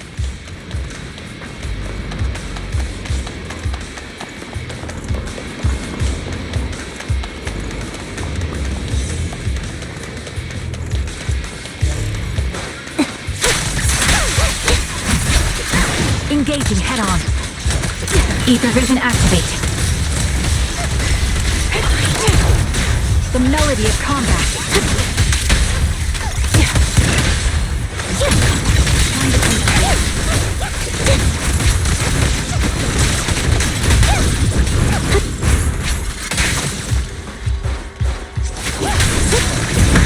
Get behind me. Recalibrating. Target locked. This bullet will reach its mark. A perfect conduit.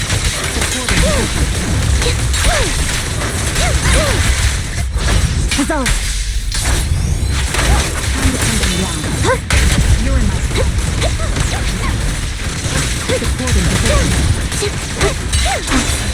Let's use that fissure to head to the next location.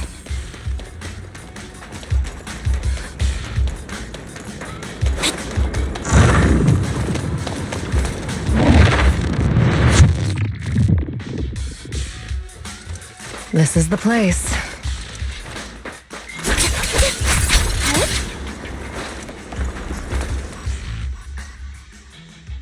So, what is it that you're looking for?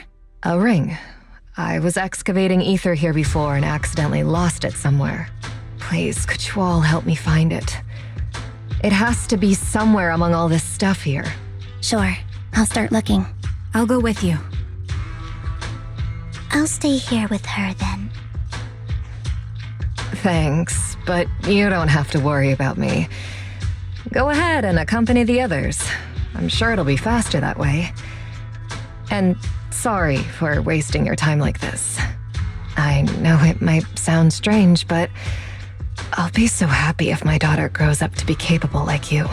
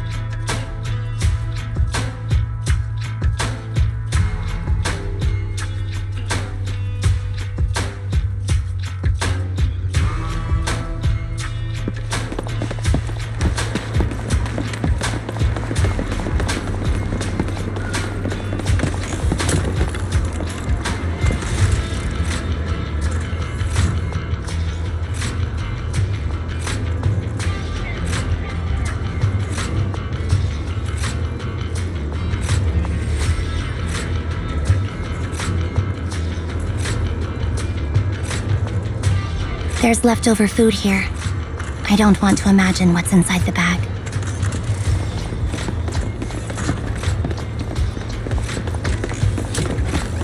Neither do I.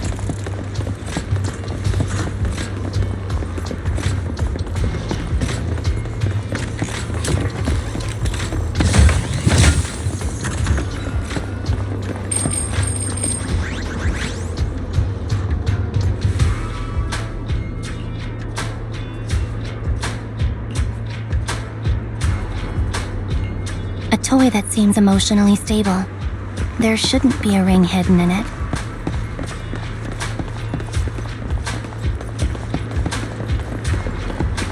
It's pretty cute.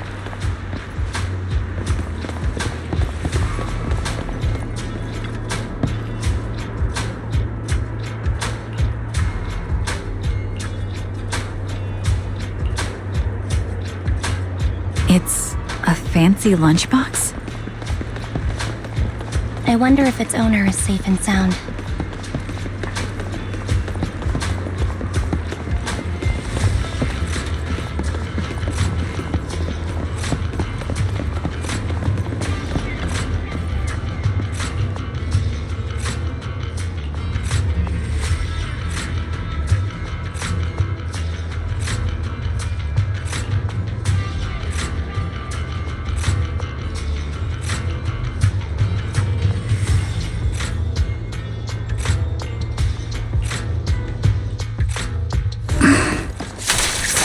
What's wrong with you?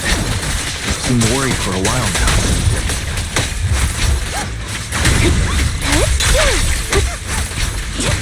I'm worried about Sienna. The location should stay the same.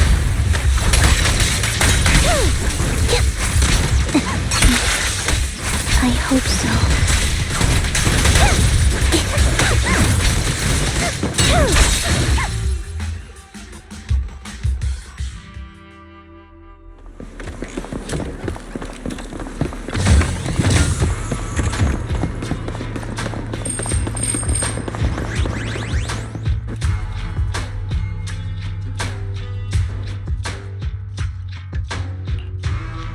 Her vital signs are gone. What happened? I guess this was her final scam. There's one thing I must remind you. Your time is running out. I'm not sure how you can tell, but you're right. I'm going to die in here. That's my plan. I'm very sick and don't have much longer. If I try to get treatment, it'll just be a burden on my daughter. So I scam my way through a bunch of physical exams and managed to take out a hollow corruption policy through Ravenlock Insurance. Once some time has passed, could you please take my corrupted body out of the hollow? That will secure a generous compensation package for my daughter. It's only what the Ravenlocks owe me. A pity, yes. But it's the only way I can squeeze it out of them. What makes you think that will help you? I just trust you will. I'm just awfully sorry you had to get involved in this. But it's something I must do. I have to leave something behind for my girl. I have to give her a chance at life. If it's okay, could you also please pass a message to Mira for me? Tell her, don't worry. Even if Mommy's body is corrupted, withers away, and turns to dust, my love for you will always be there. Thank you. You're a good kid.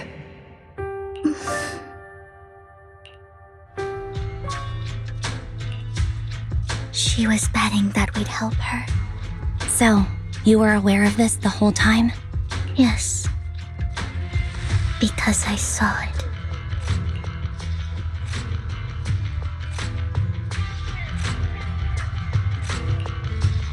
You might not believe me, but I've had this ability to see the future since I was a little girl.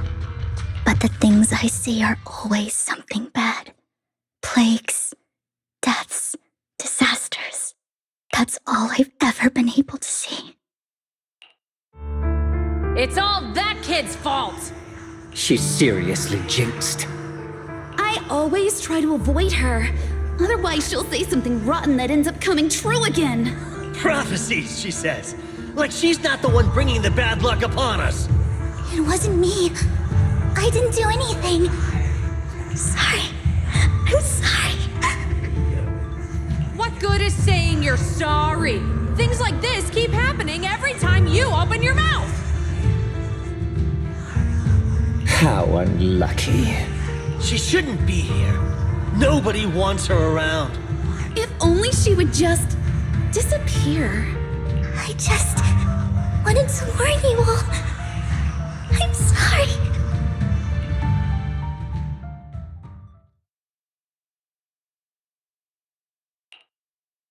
Every time. Every time it's the same. In the end, there's nothing I can change. Sometimes I even wonder whether it's me predicting these things, or if my very existence is manifesting these calamities. Vivian, it's not your fault. You were just trying to be kind and warn them about impending disasters. I can tell it's never been easy for you. Thank you. No matter what. I just hope she finally gets to rest in peace. I hope no misfortune, whether I foresee it or not, ever happens to anyone.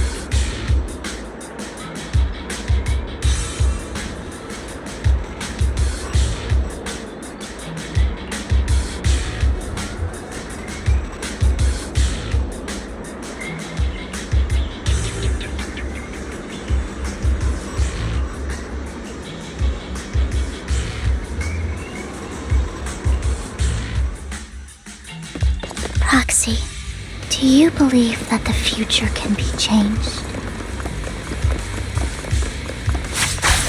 That's quite the sudden question. I think that it can. In my memories, this has happened countless times already. Got your cover. Why can I only see these misfortunes? Why can't I even have a sliver of happiness? What you deserve.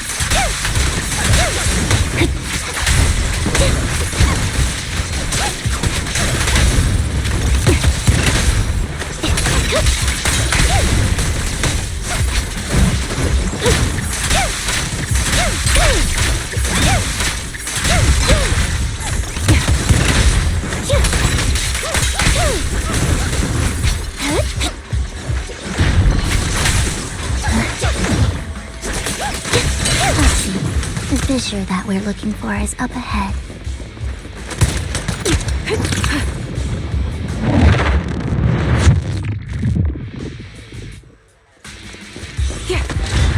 Ether vision activate.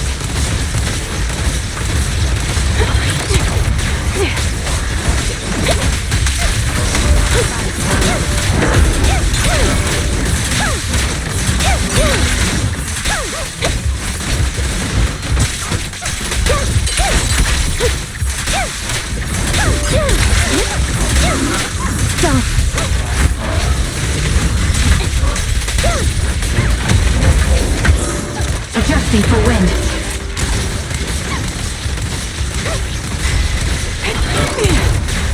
Down strategy. Quick shot. I'm on it. They won't back down.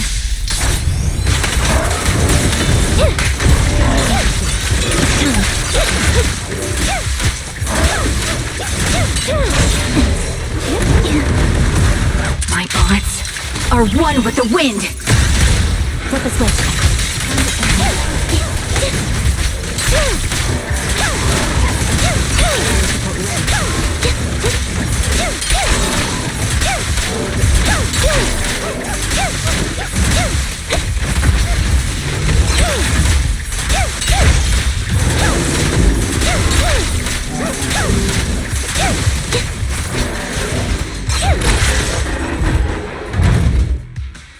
I think it's about time.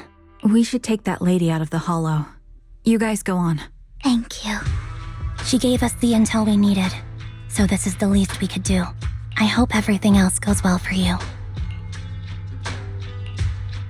Master Proxy, is there anything you'd like to know? You can just ask. I'm curious about your story, Vivian, but we can talk more once you feel ready. Don't worry, I'm very patient. You're the first person to ever say that to me. I'd be happy to share my story with you. These premonitions I see are not within my control, and they always come to me in a flash, like a flood of images in my mind. Most of the time, I see death, disease, accidents, and disasters. Of course, there are also some non-fatal mutilations, but every time, without exception, they end up happening. And I can never prevent or change them. That's all I have to say about it. If that offends Master Proxy and you don't want to hang out with me anymore, then I can understand. Why would I be offended? That's just who you are, Vivian. Besides, we're friends. I've always considered this ability as a curse. It's not a curse. Actually, I think you've been given a gift. Thank you. Really? Well, it's getting late. Bringer's belongings ought to be around here somewhere. Let's take a closer look.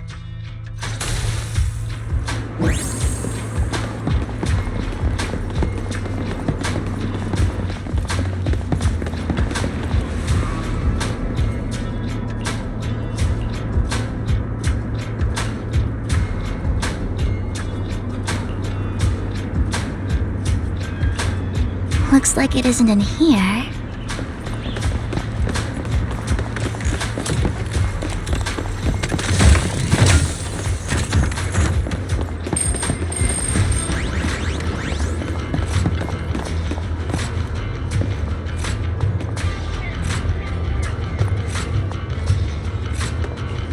Strange, there's nothing in here.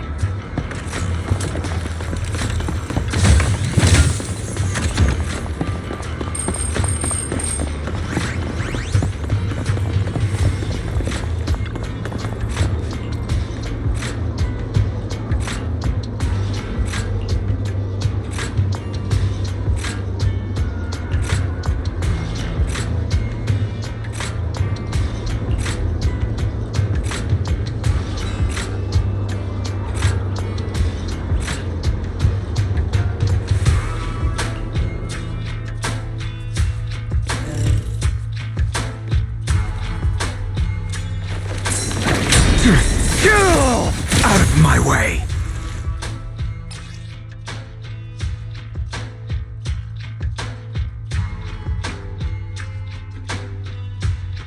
This is it. This notebook is what Bringer left behind. But I don't know what these markings on it mean.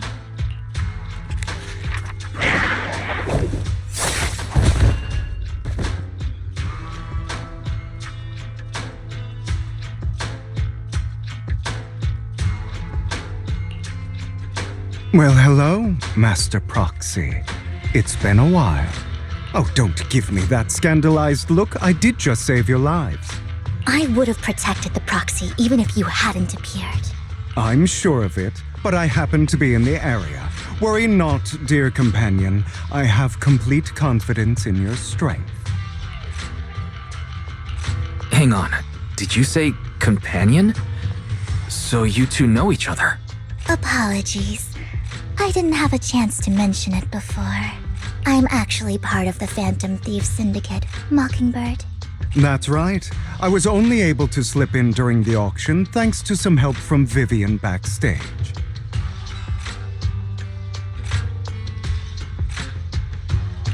So the whole time you were only bidding on the collections so you could get backstage and tamper with things? I warned you before. You can't rely on appearances.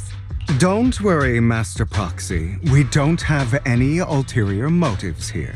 As you've probably heard, Mockingbird is a renowned phantom thieves syndicate in New Eridu that, despite its longevity, has managed to maintain the secrecy of its members' identities to this day.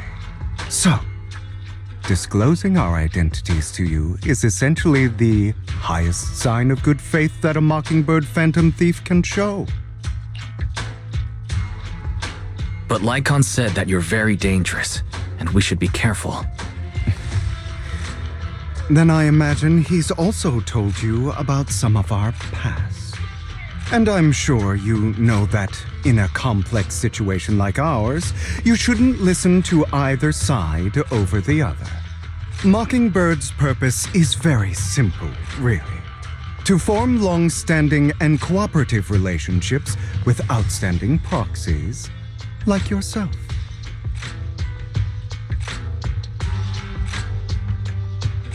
We need your abilities.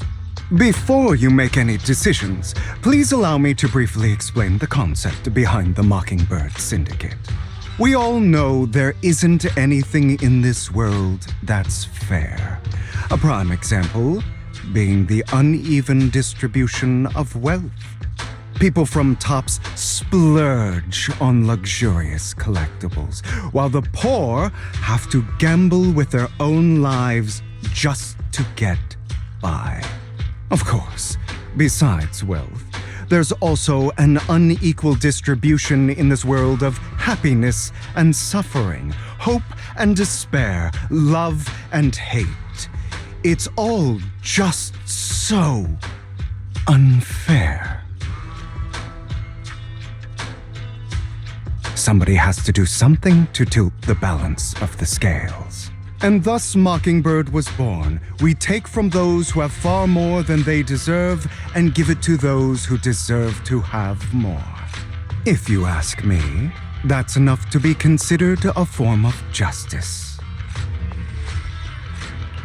All right, that makes sense. I can agree with that. Thank you. I knew if anyone, you'd understand. However, aside from these philosophical considerations, we also have a crisis on our hands to deal with. As you know, the Exaltists are plotting to use the power of sacrifice to launch an attack on all of New Eridu. We can provide you with all the latest intel, just like that notebook you found. Something those pompous housekeepers would never be willing to do. And the most crucial part of this whole game, the sacrifice core, is currently in my possession. I think that makes this a highly competitive deal. We share the same goal for the moment, stopping the impending disaster from playing out. I need some time to think about it. How about this? If you still have misgivings about our upcoming cooperation, then why don't you bring Lycon along with you? He's got the support of the mayor's office behind him, and his presence alone is enough to keep me in check. That would put you more at ease, right? Of course, you're welcome to bring some other friends along, provided they aren't from public security or HSO. Well, if you're willing to let my friends come along, then you've got a deal. Great. It's a deal. By the way, Proxy, this is for you.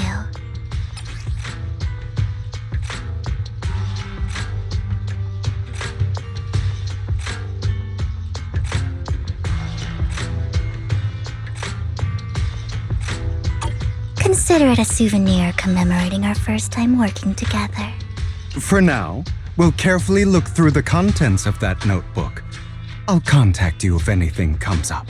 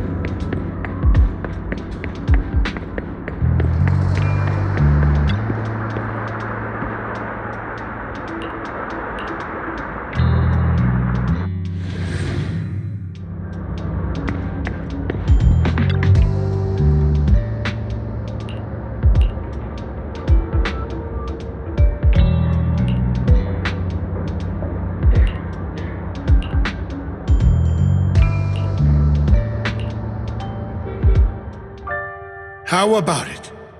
Will you work with me? Not bad. Let me be honest with you. I have the sacrifice core that you're after. I am Mockingbird. So it's you. I never thought you'd be so bold as to come see me alone. Relax, my friend. As you know, if I can sneak into such a heavily guarded auction, then naturally, I can just as easily slip away right now. I'm here with the sincere intention to seek cooperation. I can give you that sacrifice core. And what do you want in return? Wealth, glory, power. The things everyone else in the world wants, I want them too. And I'm confident that as the current heir to the Ravenlock family, those are all things you can give me. Then you've certainly come to the right place. My family is working on a big project. If things come to fruition, Ravenlock's status in Tops will significantly improve. At which point, I'll be sure to leave a spot for you. Naturally, as an outsider, you're precluded from handling any of our core business. But profits from the scraps alone will be enough to set you up for life. Mr. Hartman, I think you've misunderstood me. I have no intention of joining the Ravenlock family. In fact, I have an art gallery under my name that does pretty well for itself. I was hoping you could recommend me for Tops. You want to join Tops? That's easier said than done. Even for a family like ours, it would still require significant effort and... Just answer me yes or no. I don't think either of us can afford to waste time. I understand. Yes, you have my word. But in exchange, you'll have to give me the sacrifice core first. I'm sorry, but I'm afraid I can't. I've already hidden it somewhere safe, a place nobody else but me knows. You don't want to put all your chips on the table when dealing with Tops. I know that far too well. Then that means I also need to keep an eye out when working with the infamous Mockingbird, right? Mr. Hartman, I should remind you that I stand before you undisguised. Coming from a phantom thief who's never publicly revealed his identity, shouldn't that be sufficient assurance? If I betray you, then you merely need to lift a finger to wipe me from the face of this world. You do make a valid point there. In that case, you have a deal. I appreciate your trust. Why don't we celebrate our new partnership with a toast?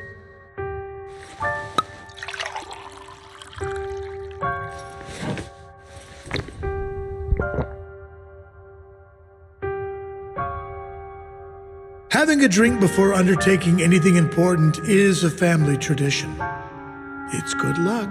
As an outsider, it's a real honor. By the way, you aren't the only member of your organization, are you? Shouldn't all your companions agree to this deal first?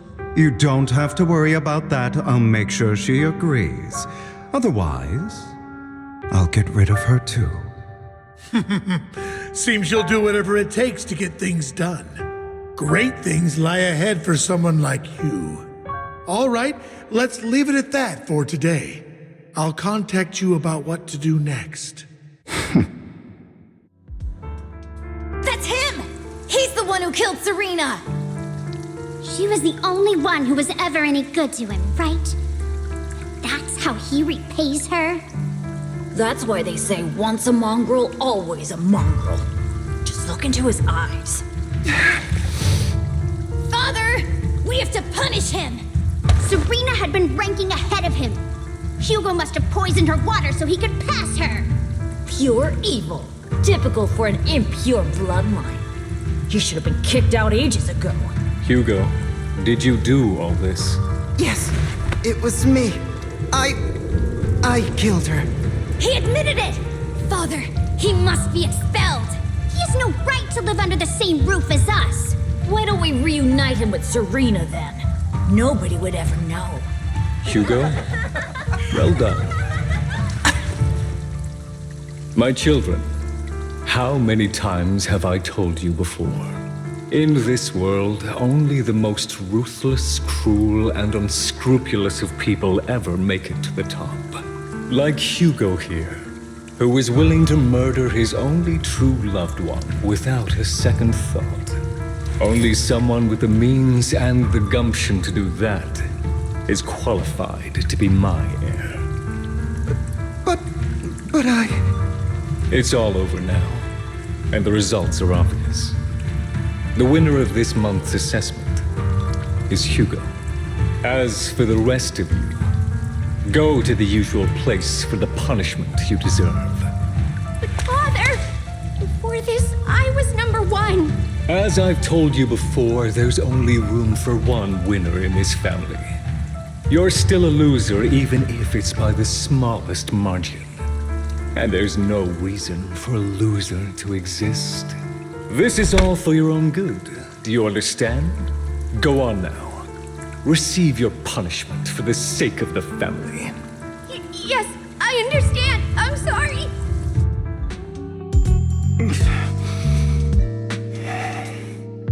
That really brought up some unpleasant memories. It won't be long. Soon, it'll all be over.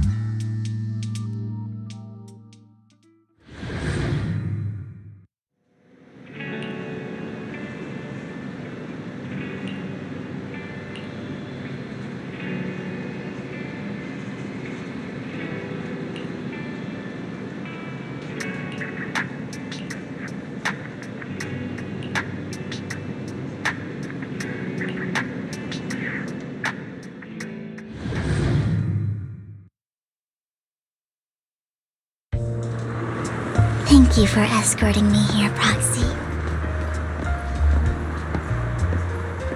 Today was quite eventful. If I were to head back now, I probably wouldn't be able to fall asleep.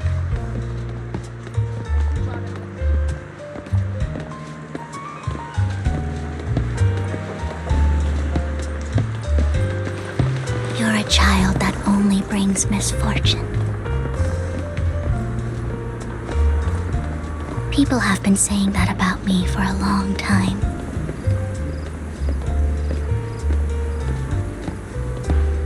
I used to feel hurt and resentful. But now that I think about it, it's perfectly normal for people to react that way.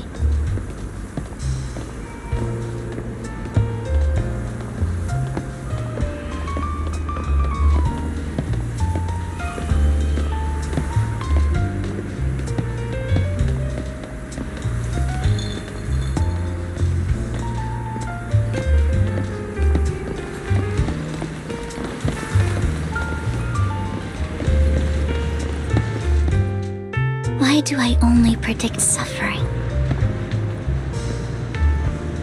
If I could predict happy things, joyful things, would people like me a little more?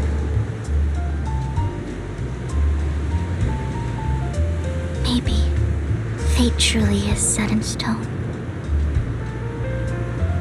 Often, I want to help these people avoid their miserable fates.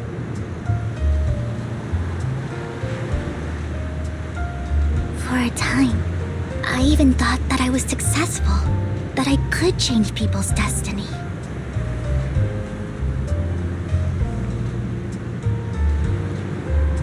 But it was all an illusion. In the end, I couldn't do anything at all.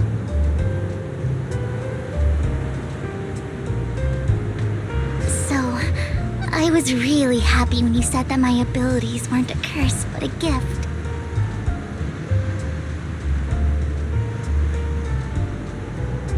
Thank you, Proxy. I'm so glad to have met you.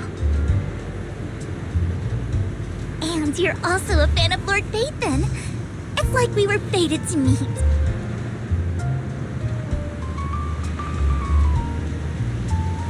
I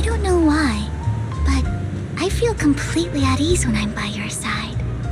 I feel like I'm free from judgment, from blame.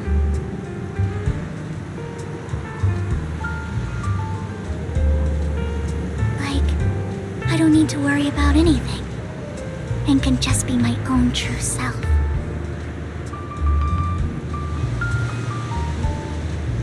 Perhaps people really do possess an aura, and ours just so happen to be extremely compatible.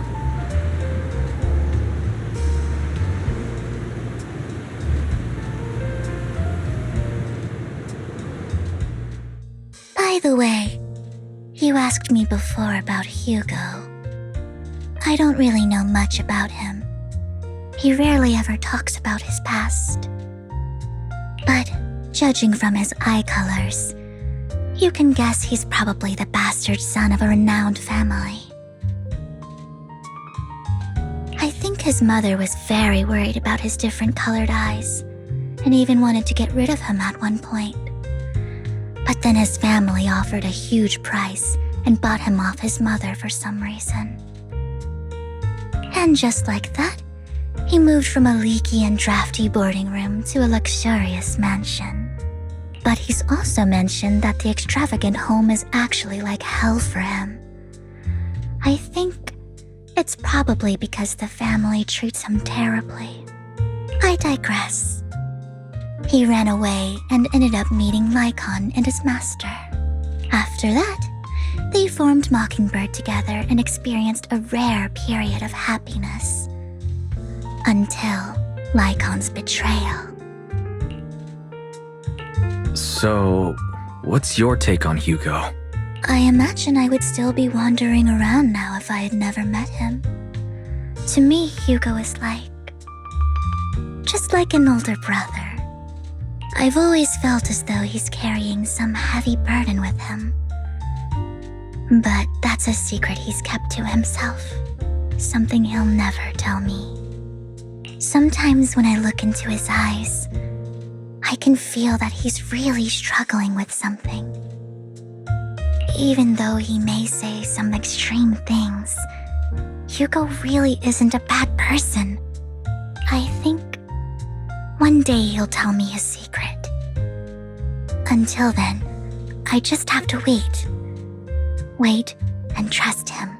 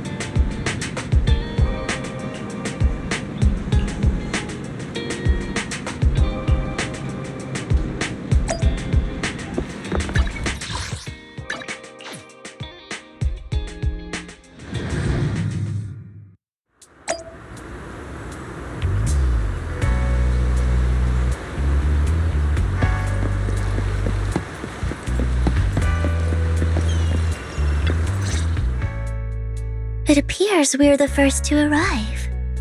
I thought we were running late. This might sound weird, but it's nice to think about getting to work with you from now on. I don't really know why that makes me feel so happy. Oh, it's because we're fellow fans! Anyone Anyone who likes Lord Phaethon can't be a bad guy. You're right. Of course, Lord Phaethon is the greatest there will ever be, but you're definitely the best proxy I've ever met in person. Hugo told me before that you're really skilled, and he said we'd get along great. I never expected he'd be so right. Oh, by the way, would you like to come by my place if you have time later? I have a huge collection of Lord Phaethon merch. Phaethon, Lord Phaethon doesn't have any merch out there, right? I mean, we don't even know what he looks like, for starters. It's all my own original merch, like screenshots of old Internet comments. I print them out and turn them into postcards. Plus the avatars Lord Phaethon's used, the music playlists they recommend. I've organized it all. I'd love to show it all to you if we get the chance. Well, I appreciate the thought. Speaking of which, what's taking those two so long? Hugo said he had some preparations to do before entering the Hollow. I wonder how that's coming along.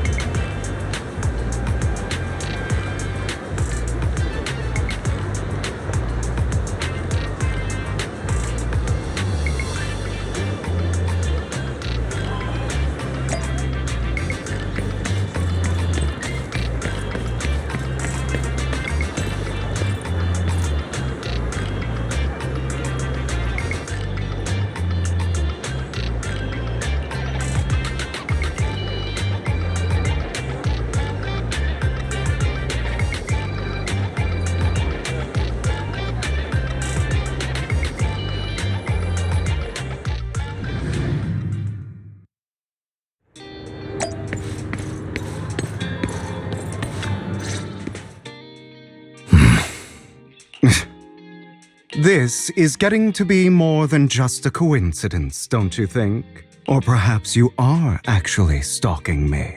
If I was stalking you, you wouldn't ever know. Overconfident as always. You haven't changed at all. We just make it a habit to check the state of our weapons prior to combat. Thanks for that little reminder. I almost forgot. I didn't expect you to let me join. What else could I do? Master Proxy would have insisted on having you join us. I never expected for us to have a chance to enjoy some pleasant conversation like this, without our weapons drawn, that is. It really has been too long. I still remember when we first established Mockingbird. Indeed. That was a long time ago. Thankfully, Jack went in peace. He must have known about his condition for some time. He even left us with instructions. Passing peacefully in your sleep is the most natural way to go. I'm happy for him. By the way, Lycon, have you given it any thought yet? You mean about our guild for Phantom Thieves? Yeah. It's time for us to build an organization of our own. Jack always supported the idea, didn't he? I don't have any objections. But what should we call it then? How about Mockingbird? It's a bird known for mimicking the calls of others to blend in. The same way we don high society roles for ourselves when we're out on a mission. Oh, oops. I nearly forgot. You're a terrible actor, and you're always flubbing your lines. I guess we can rule out that name then. No, call it Mockingbird. We're always just putting on an act, aren't we? I won't slip up on our next mission. Besides, we still ran missions together even when we didn't have a name. Having one now won't really make a difference.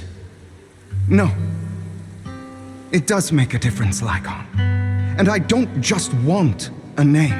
I want Mockingbird to become a symbol, like the sword of Damocles hanging over everyone's heads, striking fear into the hearts of the rich and cruel whenever they hear the name. Just like Jack used to say, this world isn't fair. So that's why we have to influence it however we can, and change things in our own way. But on the basis of not causing harm to other people's lives. That's also what Jack used to say. You remember, don't you? Of course I remember. All right. I promise. That sounded pretty forced. Don't forget, things don't end well for people who break their oaths. I'm good for my word. You must trust your fellow companions. That's also something Jack would say. Well then, today's the day that Mockingbird will officially start flying. Our first order of business, deciding on our symbol.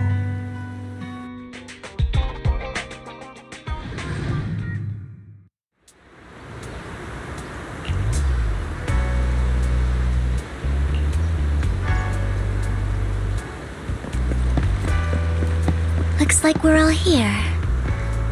Hugo, you're late again. Do forgive me. Someone was pestering me and wasting my precious time.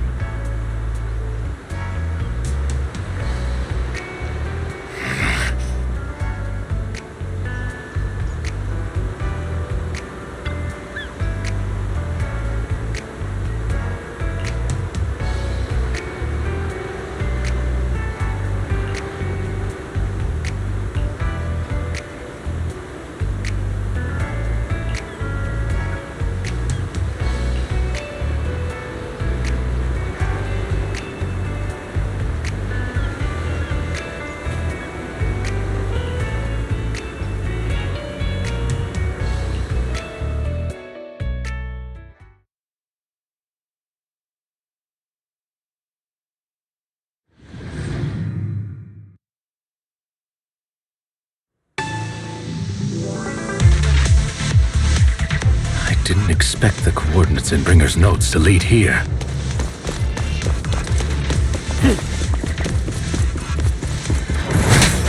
Oh, are you familiar with this place? More familiar than you, it seems. If they're being too noisy,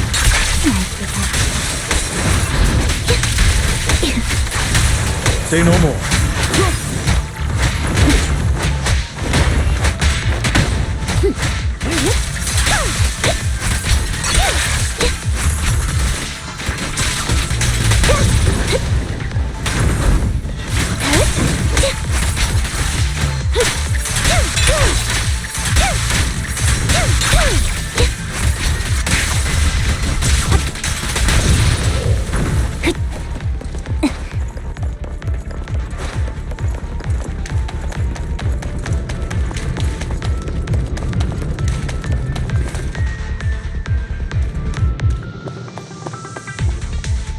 I don't enjoy obstacles in my path.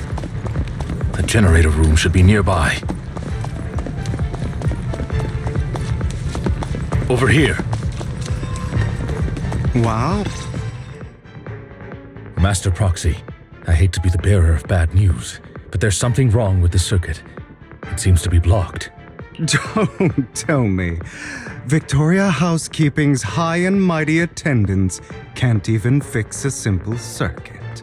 I can fix it, but I'll need a circuit diagram before I can do anything. I've seen diagrams for this type of circuit before. It's a pity that we're unable to connect to the outside world from inside the hollow. Just leave that problem to me. Wise, I just sent an image of a circuit diagram to you. Have a look. Thank you very much, Master Proxy. Now then, let's start repairing this circuit.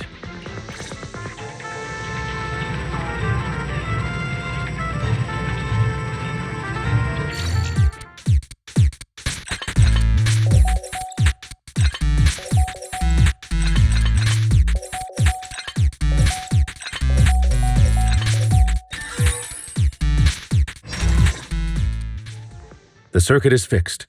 We should now be able to open that door. Wait up. Wait a second. Something just doesn't add up. It's all coming together now. Communicating with the outside world from within a hollow. And getting that circuit diagram. In theory, there's only one person who could ever do that. Could it be your Lord Phaethon? Impossible. There's no way. But then again, only Phaethon could have done that. I mean, you're an incredible proxy, sure. And you're a good person. But could you really be Lord Phaethon? That's me. I'm Phaethon. Sorry, I just never had the opportunity to tell you. Unbelievable. Lord Phaethon, I've been your biggest fan for years now. Goodness me, Lord Phaethon was right in front of me all along, and I had no idea. This is like a dream. Could you, I mean, if you're willing, could you please give me an autograph and a group photo and... Anything you want, but let's get out of the hollow first, all right? Oh, okay. Sorry, guess I got a little too excited. Anyone would be enraptured meeting someone they admire that much.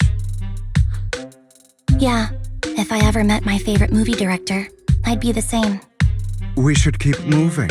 This isn't the best place for idle chit-chat.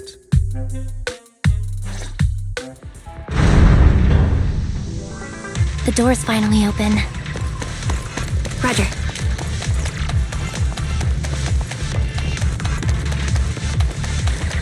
The proxy. Phaethon. It's the proxy.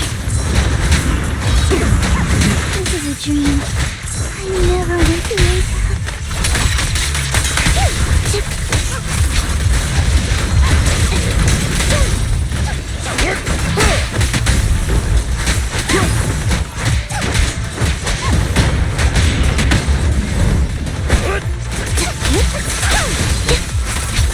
The fissure over there should lead to our destination.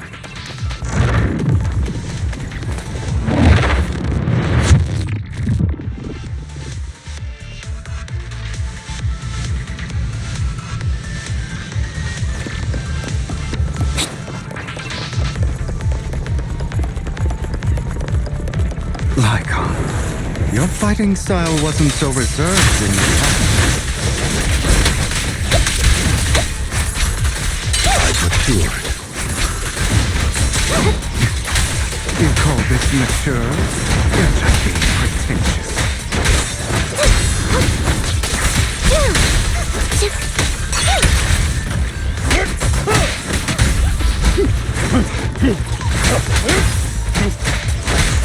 In position.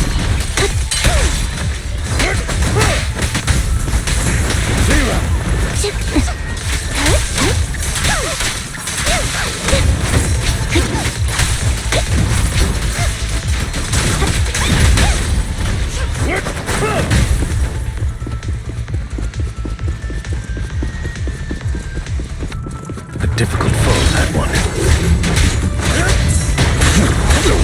Let us leave this place at once. Ensuring Master Proxy's safety is our highest priority.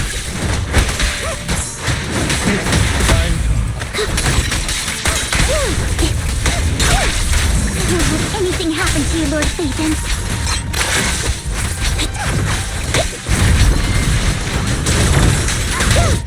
He won't back down.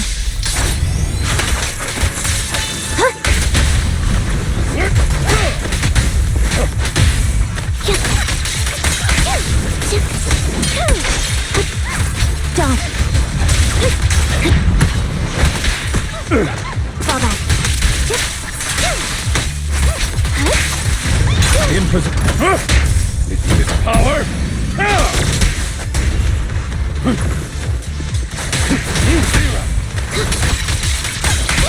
Lord Phaethon, how are you feeling?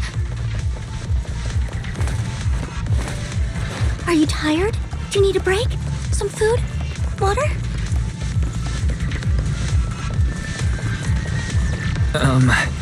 Thank you for your concern.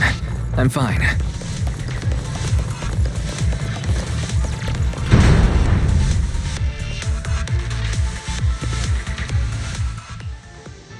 Master, a complex mechanism has been detected ahead. To pass through, you need to activate all 3 smaller mechanisms. Suggestion: split up and handle them simultaneously to save time.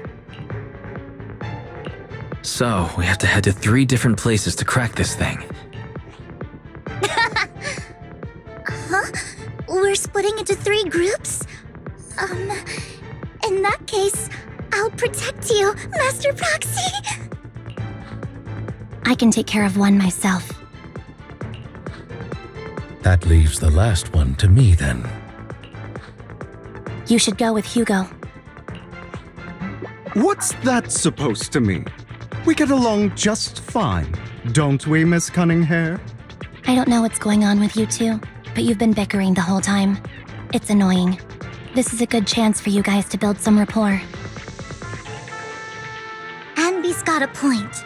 Hugo, just go with Lycon.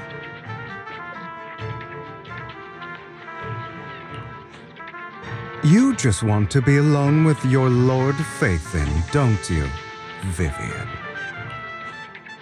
Huh? That's not it!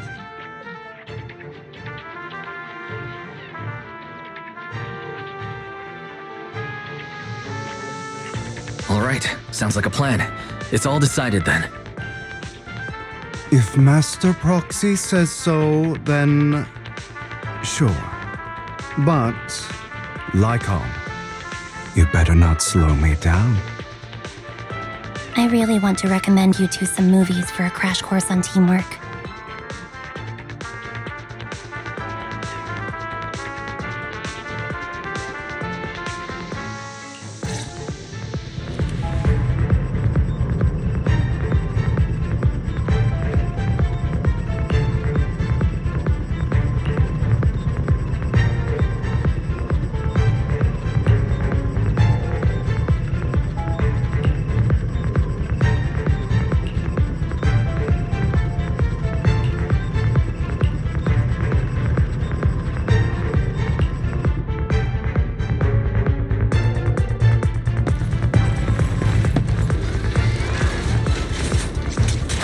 Lord Phaethon, there are too many ethereals here.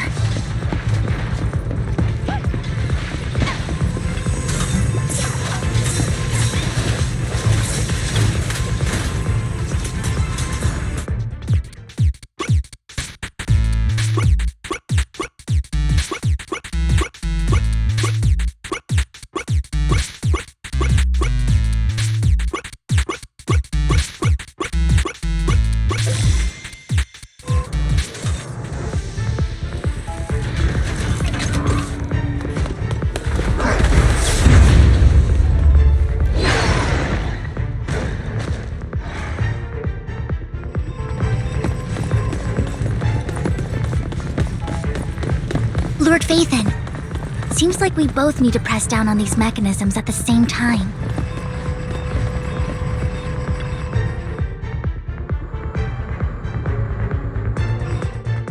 Sure enough, Lord Phaethon and I share a deeper connection. Sorry, I hope I'm not being too forward. Goodness me. Somehow I'm fighting alongside Lord Phaethon. It's like all my dreams are coming true. I'm going to wake up any second now, aren't I? No, this isn't a dream. I'm real. See? You can even hold my hand. Not only is Lord Phaethon incredible, but super kind. That's it. I pledge to be a die-hard Lord Phaethon fan until my very last breath. I'm happy to hear that. Don't get me wrong, but why do you like Phaethon so much, Vivian? Lord Phaethon is my light, the one who saved me in my darkest, most desperate times. Like a deity who rescued me. You probably don't remember, but you really did save me that day. Wow, it's so embarrassing to say all this in front of you. Sorry, I hope I'm not bothering you too much.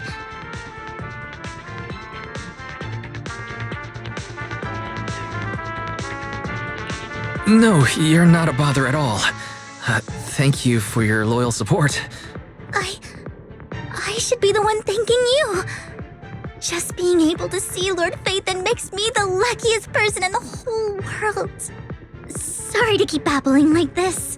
I wonder how the others are doing. I'm sure Anby will be able to manage. She's great at this kind of stuff.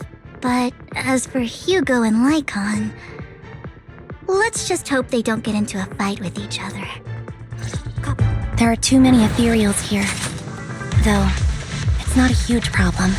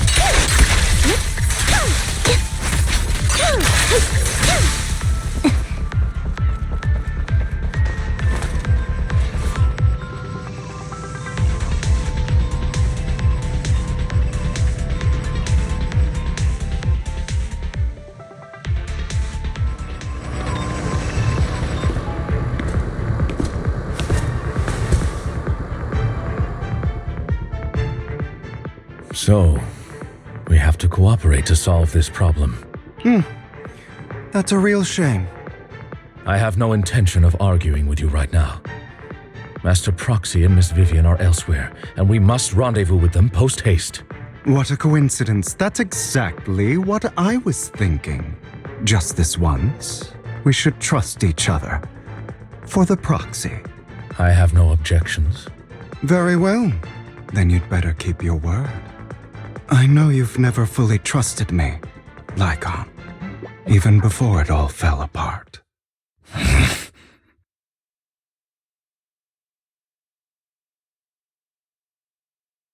You wanted to speak to me alone? I know you and Hugo are as thick as thieves and don't hide anything from one another. But you can't tell him what I'm about to tell you. Did something happen with him? Hugo is an intelligent and gifted child. He learns everything I teach with ease. In time, he'll grow beyond me. Reach a place where people will marvel and look up to him as a beacon. Yeah. As much as I hate to admit it, he always picks things up just a teeny bit quicker than me. But none of that matters, because I can overpower him easy. I don't think being gifted is a good thing for him. What do you mean? He bears a dark and painful past. What he was taught, the hatred he was faced with, everything he picked up. It's all become an integral, inseparable part of him. I believe that beautiful flowers can blossom even in the darkest abyss. But the roots of that flower would draw from evil instead of good. Hatred instead of love. It's a curse that flows through his lineage. A curse that fate branded him with. I've seen far too many people like that throughout this long life of mine. They struggle with this curse their whole lives. But they all end up failing in the end. The path of light is narrow and fleeting. And the darkness is filled with such temptation that dropping your guard for even just a moment can send you spiraling straight into the abyss. Do you mean Hugo's going to be a bad guy? I don't know. I hope he'll always stay true to his heart. That he won't give in to hatred and ambition. That he won't become the dragon that must be slain. But he has inherited the seed of evil. You cannot let it take root. I'm afraid I won't be there to help you. There's not much life left in this old body of mine. So then, Lycon, promise me now, you must hold his chain tight. To restrain him. To stop him. And when necessary, to choke him.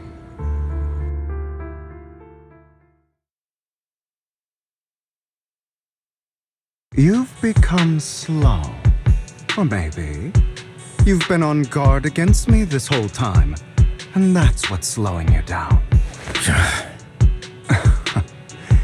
Looks like I was right. Lycon, I hope you're aware that the one who betrayed Mockingbird and went to work for the Mayflowers was you. No, I would never betray my companion. I don't wish to repeat myself, but you should not break our oath. That's the path I've chosen, and I'm going to stick to it. But you know that path will lead you the wrong way. Who are you to lecture me about right and wrong? I believe any path that makes you feel pain must be the wrong one. Your disgusting sympathies make me sick, Lycon. There's only ever been one person who can kill me or save me, and that is me.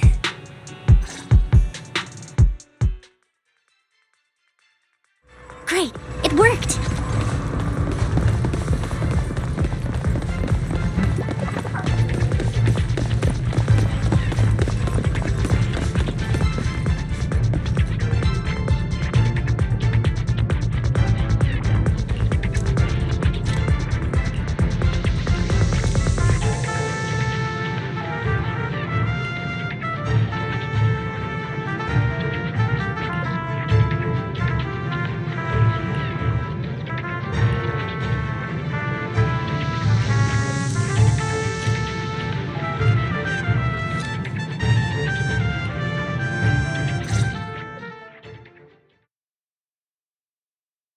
That was loud.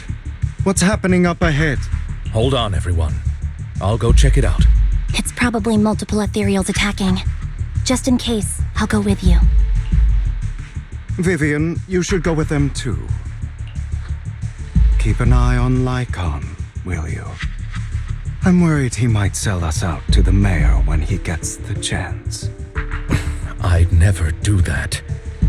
But if Miss Vivian wishes to join us, she's more than welcome. Okay. Then I'll go with you. Why do you look so nervous? I've spent so much time by your side already. I need to get away from Lord Phaethon for a little bit, or I might die from this overwhelming happiness. If that's the case, Miss Vivian, feel free to come along with me. Okay. All right.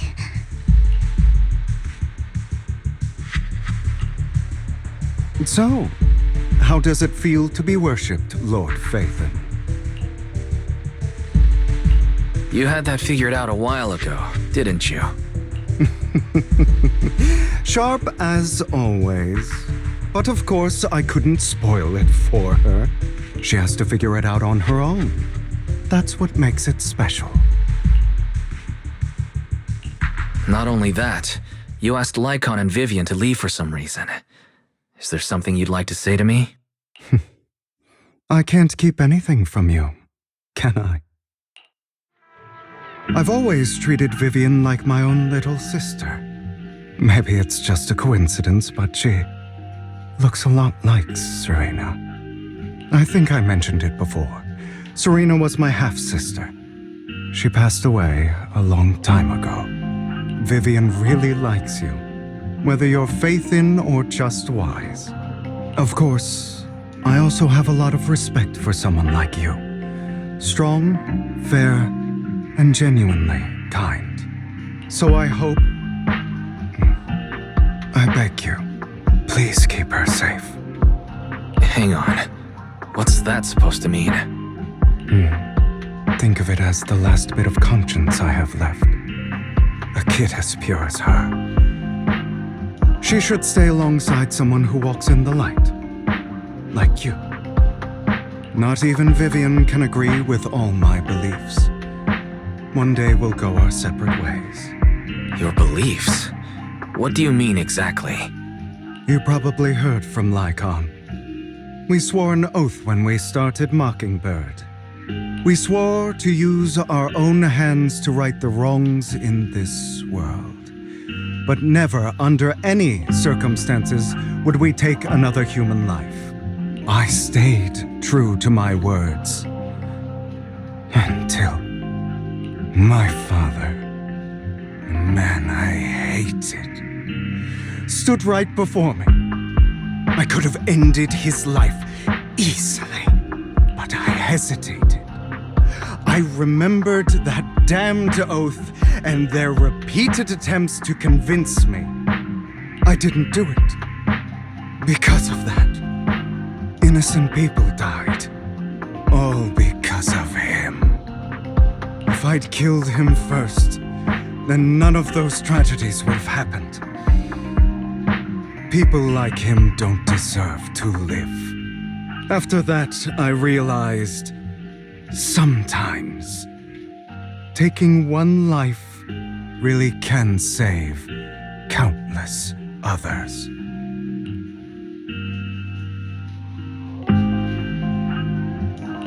I understand where you're coming from. I knew you'd understand. Vivian has a good heart. I don't want her to get her hands dirty. But you know how it is.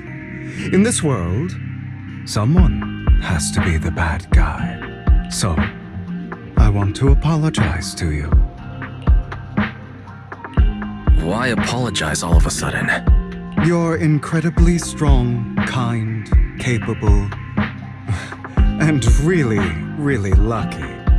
The world needs more people like you. Remember that revenge movie I told you about, Children of Devils? I still haven't found it, but I came across another videotape with the same name. Turns out, in that story, the children of devils are actually the children of gods. Sorry for rambling. Hope you don't mind. They should be back soon. Please, look after Vivian for me.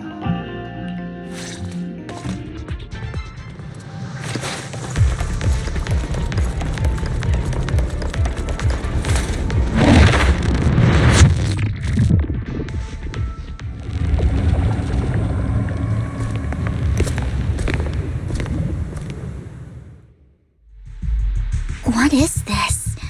It looks like a cocoon. Careful, everyone. If I'm not mistaken, that's a sacrifice in there. It appears to be in hibernation. We don't know when it'll wake up. If it does wake up, we'll be in serious trouble. Wait, those spots Bringer marked in his notebook. Are you saying each one might have a sacrifice like this?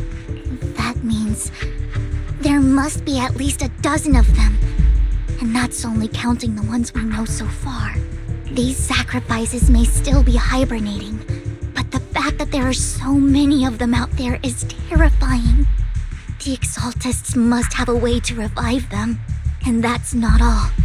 These sacrifices can exist outside the Hollows. If they make their way into populated areas, I'm afraid it will lead to a catastrophic disaster likened to the fall of the old capital. That's almost certainly what they meant by vengeance against all New Eridu.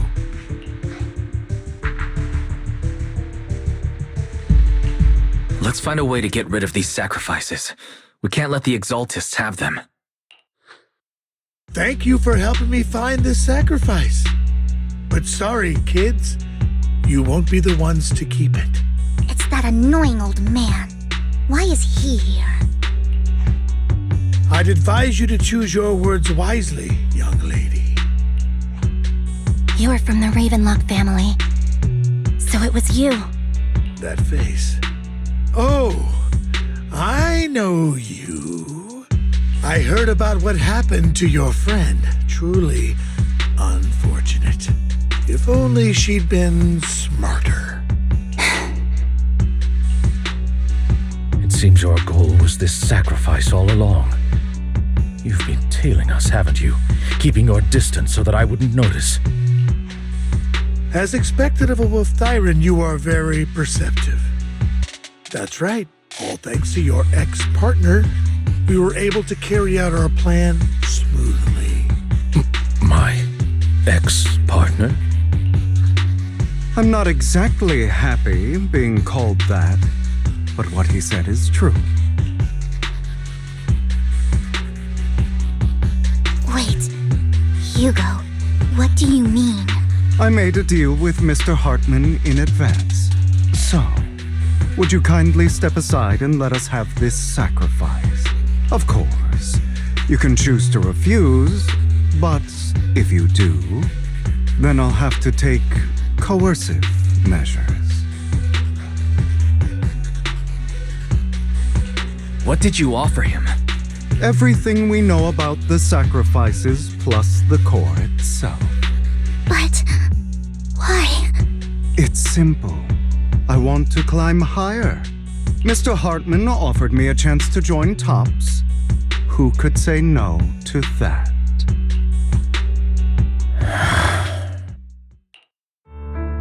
No. Impossible. You promised to help me investigate the Exaltists. You told me the whole point of Mockingbird was to do anything it takes to bring a little justice to this world. Was all of that just a lie? You're just too gullible, Vivian. I also told you, everybody lies. To hide their true intentions, people lie so smoothly, they don't even bat an eye. You...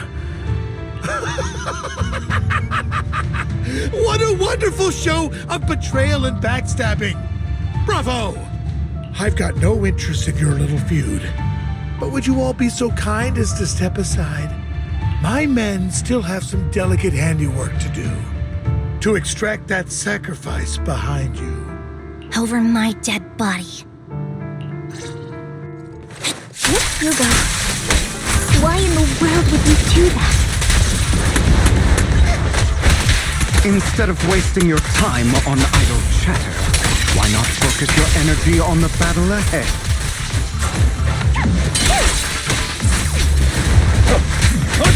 Flip the switch.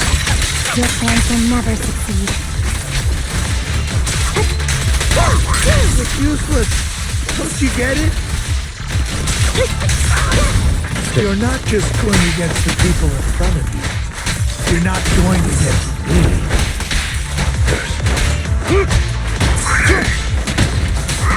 I'm Tom. But rather, the entire Ravenlock family, even the whole of Tops. A perfect conduit. There's no chance of victory for you.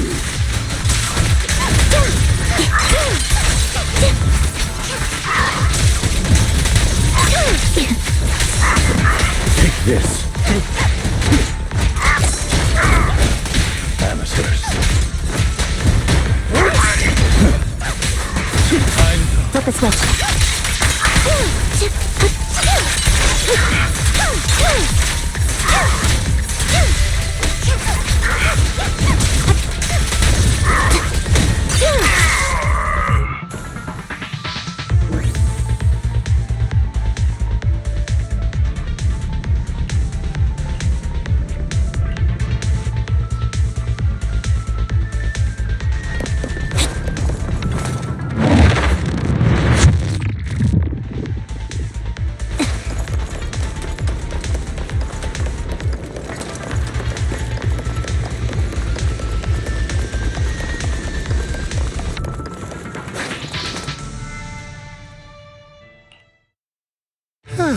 guys are such a pain.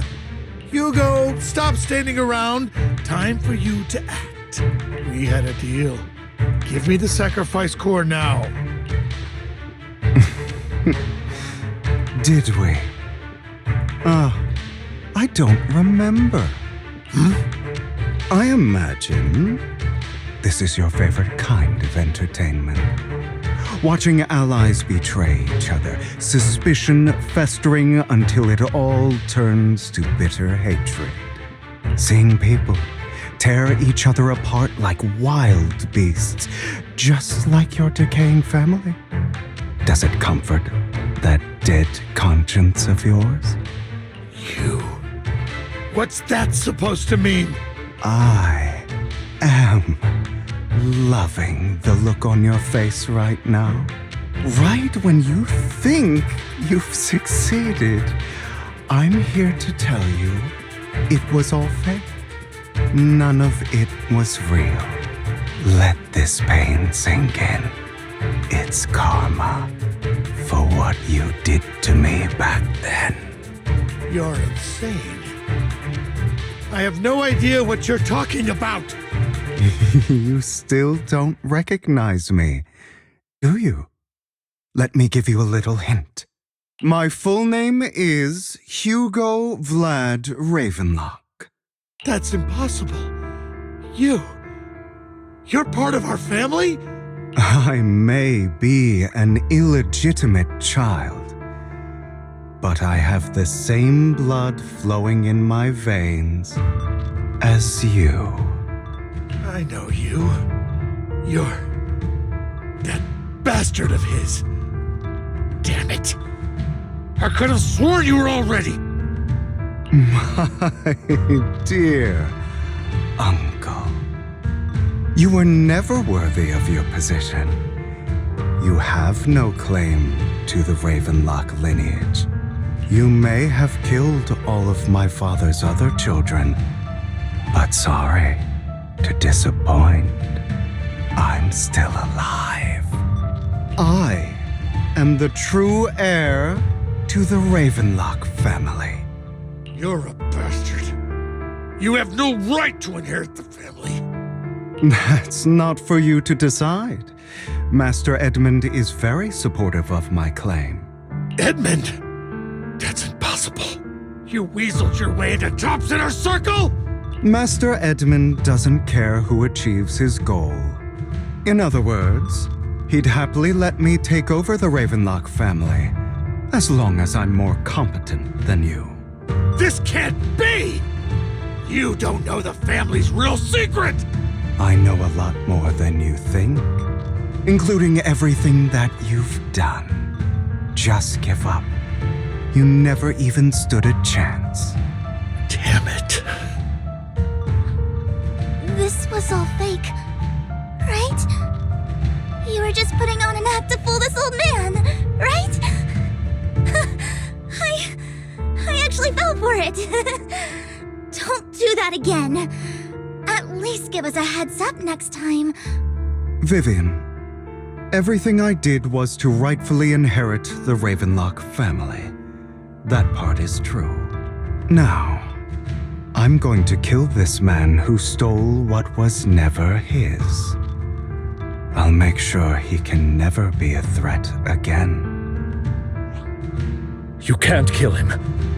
We still need information from him on the sacrifices and the Exaltists. You must be misunderstanding something, Lycon. Just like you chose the mayor, I chose Tops. At least for now, Tops has the same interests as me.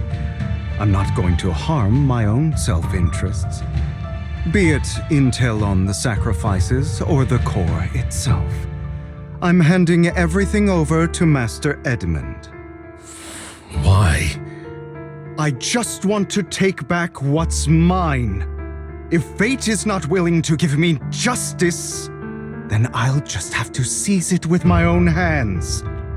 Stealing, robbing, lying, or betraying, I'll do whatever it takes. Even if it means selling your soul to the devil? You know about the power power struggle between Tops and City Hall. Those elites at Tops would be only too happy to see the Exaltists plotting a grand attack on New Eridu using sacrifices. That would severely harm the Mayflower's reputation and approval rating in New Eridu. And that's exactly what Tops wants to see. If that happens, countless people will die! I'm sorry it has to be this way, but I have to do this.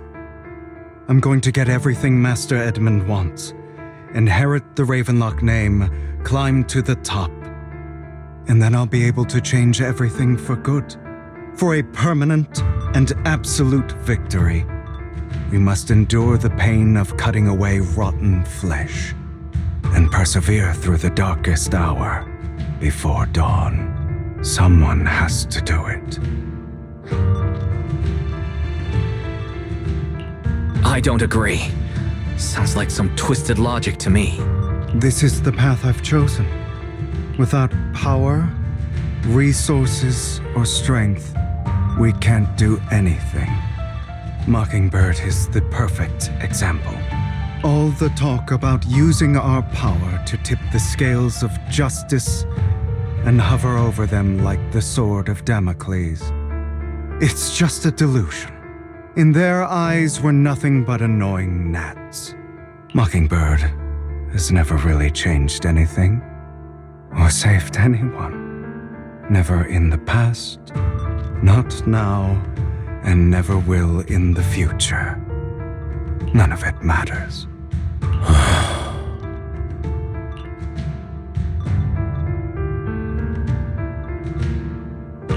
I understand your feelings, but don't be consumed by it. Sorry, Proxy. I know what you're trying to say. But this isn't some children's story of a dragon slayer becoming an evil dragon. Sometimes, to slay the dragon, you must first become one. With sharp claws, rending fangs, and strength enough to destroy anything. So I will bloody my hands. I will carry the weight of my sins. I will become the abyss.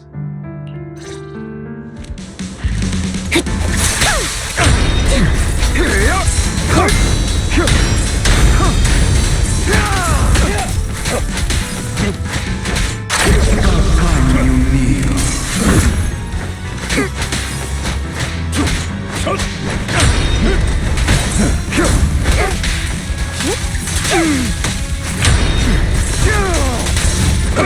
Out of my way.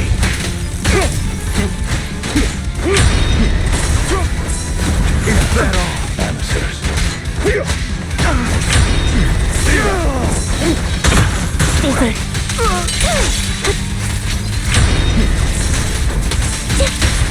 Stand still.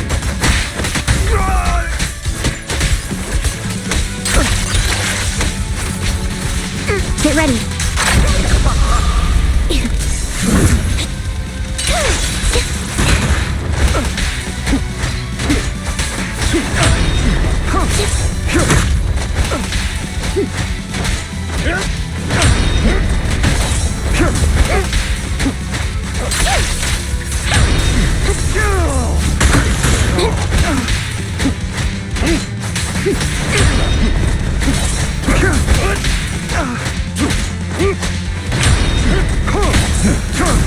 Everything you just said. Is that what you truly believe?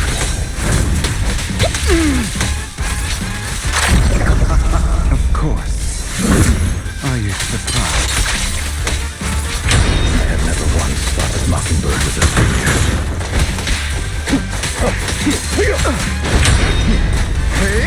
Our actions, no matter how childish or flawed, must have made their mark on the world. Stay calm now. It might have been trivial or foolish, but as long as they had an impact, the things we did are far from meaningless.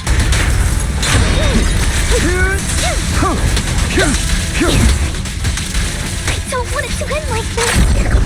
There must be another way. There isn't. the final lesson I'll impart to you. Those who cannot give up anything are destined to end up with nothing. Is that all?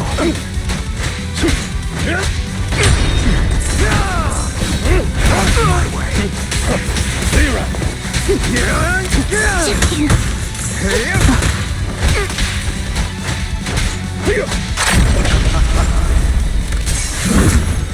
Truth be told, Proxy, I envy you.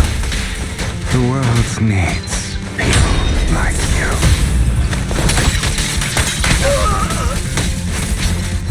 Dissolve.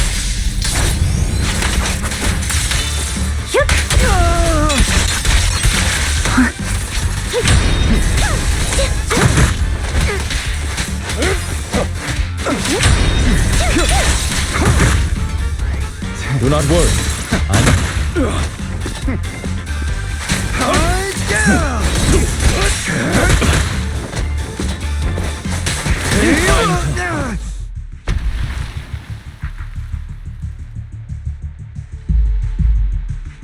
All right, you got me. But too bad. I have my own methods. What are you doing? Well then, make your choice. The sacrifice core, or your precious Faithin.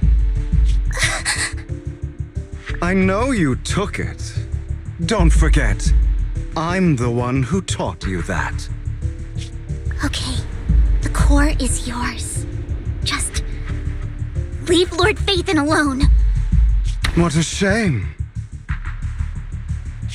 Did you really think I'd keep my promise? That's right. This is the real me.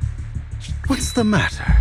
Thinking of killing me? Didn't you say all life is precious? Drop your foolish facade. I knew it. You... He has inherited the seed of evil. Do not let it take root. When the time comes, you must be the one.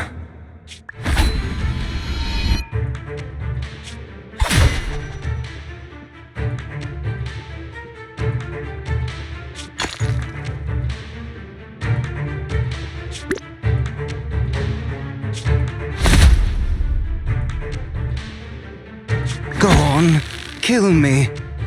If you've got the guts, do it, traitor.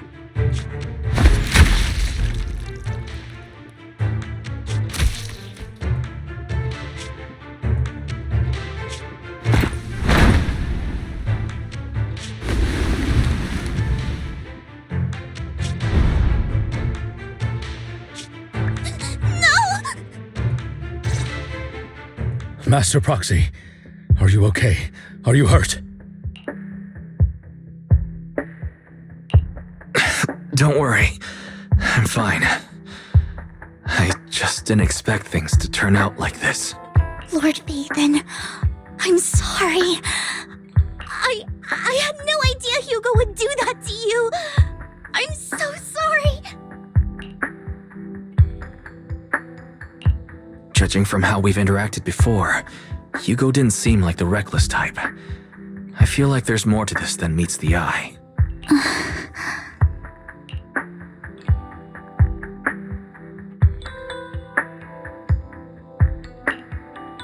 Hugo, he... That's a hollow down there. If you need, I can arrange for someone to go in and search for his body. That isn't necessary. To be frank, I thought you'd hate him for his betrayal, Miss Vivian. I do hate that he's keeping things from me, but all these years, Hugo's been like family to me. I believe he's still with us. I feel the same. It's possible he's still alive. I'm terribly sorry, but I must tell you, it is impossible for Hugo to be alive. My hand went through his heart. Sorry to interrupt, everyone. But just so you know, Hartman's gone. Probably slipped away during all the chaos. I'm sorry. I was so focused on Master Proxy's safety. I wasn't paying attention to him. Same, but it doesn't matter. We all know what he did. And he will pay for what he did today. Yes. I'll be reporting all of this to the mayor. He's not getting away with this. Well then, now that it's all over, let's head back.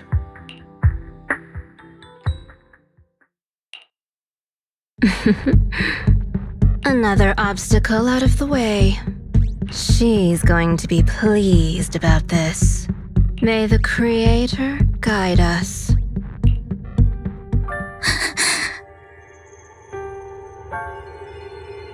Fear, suffering, despair, and destruction. That's the future I see. Lord Vathan.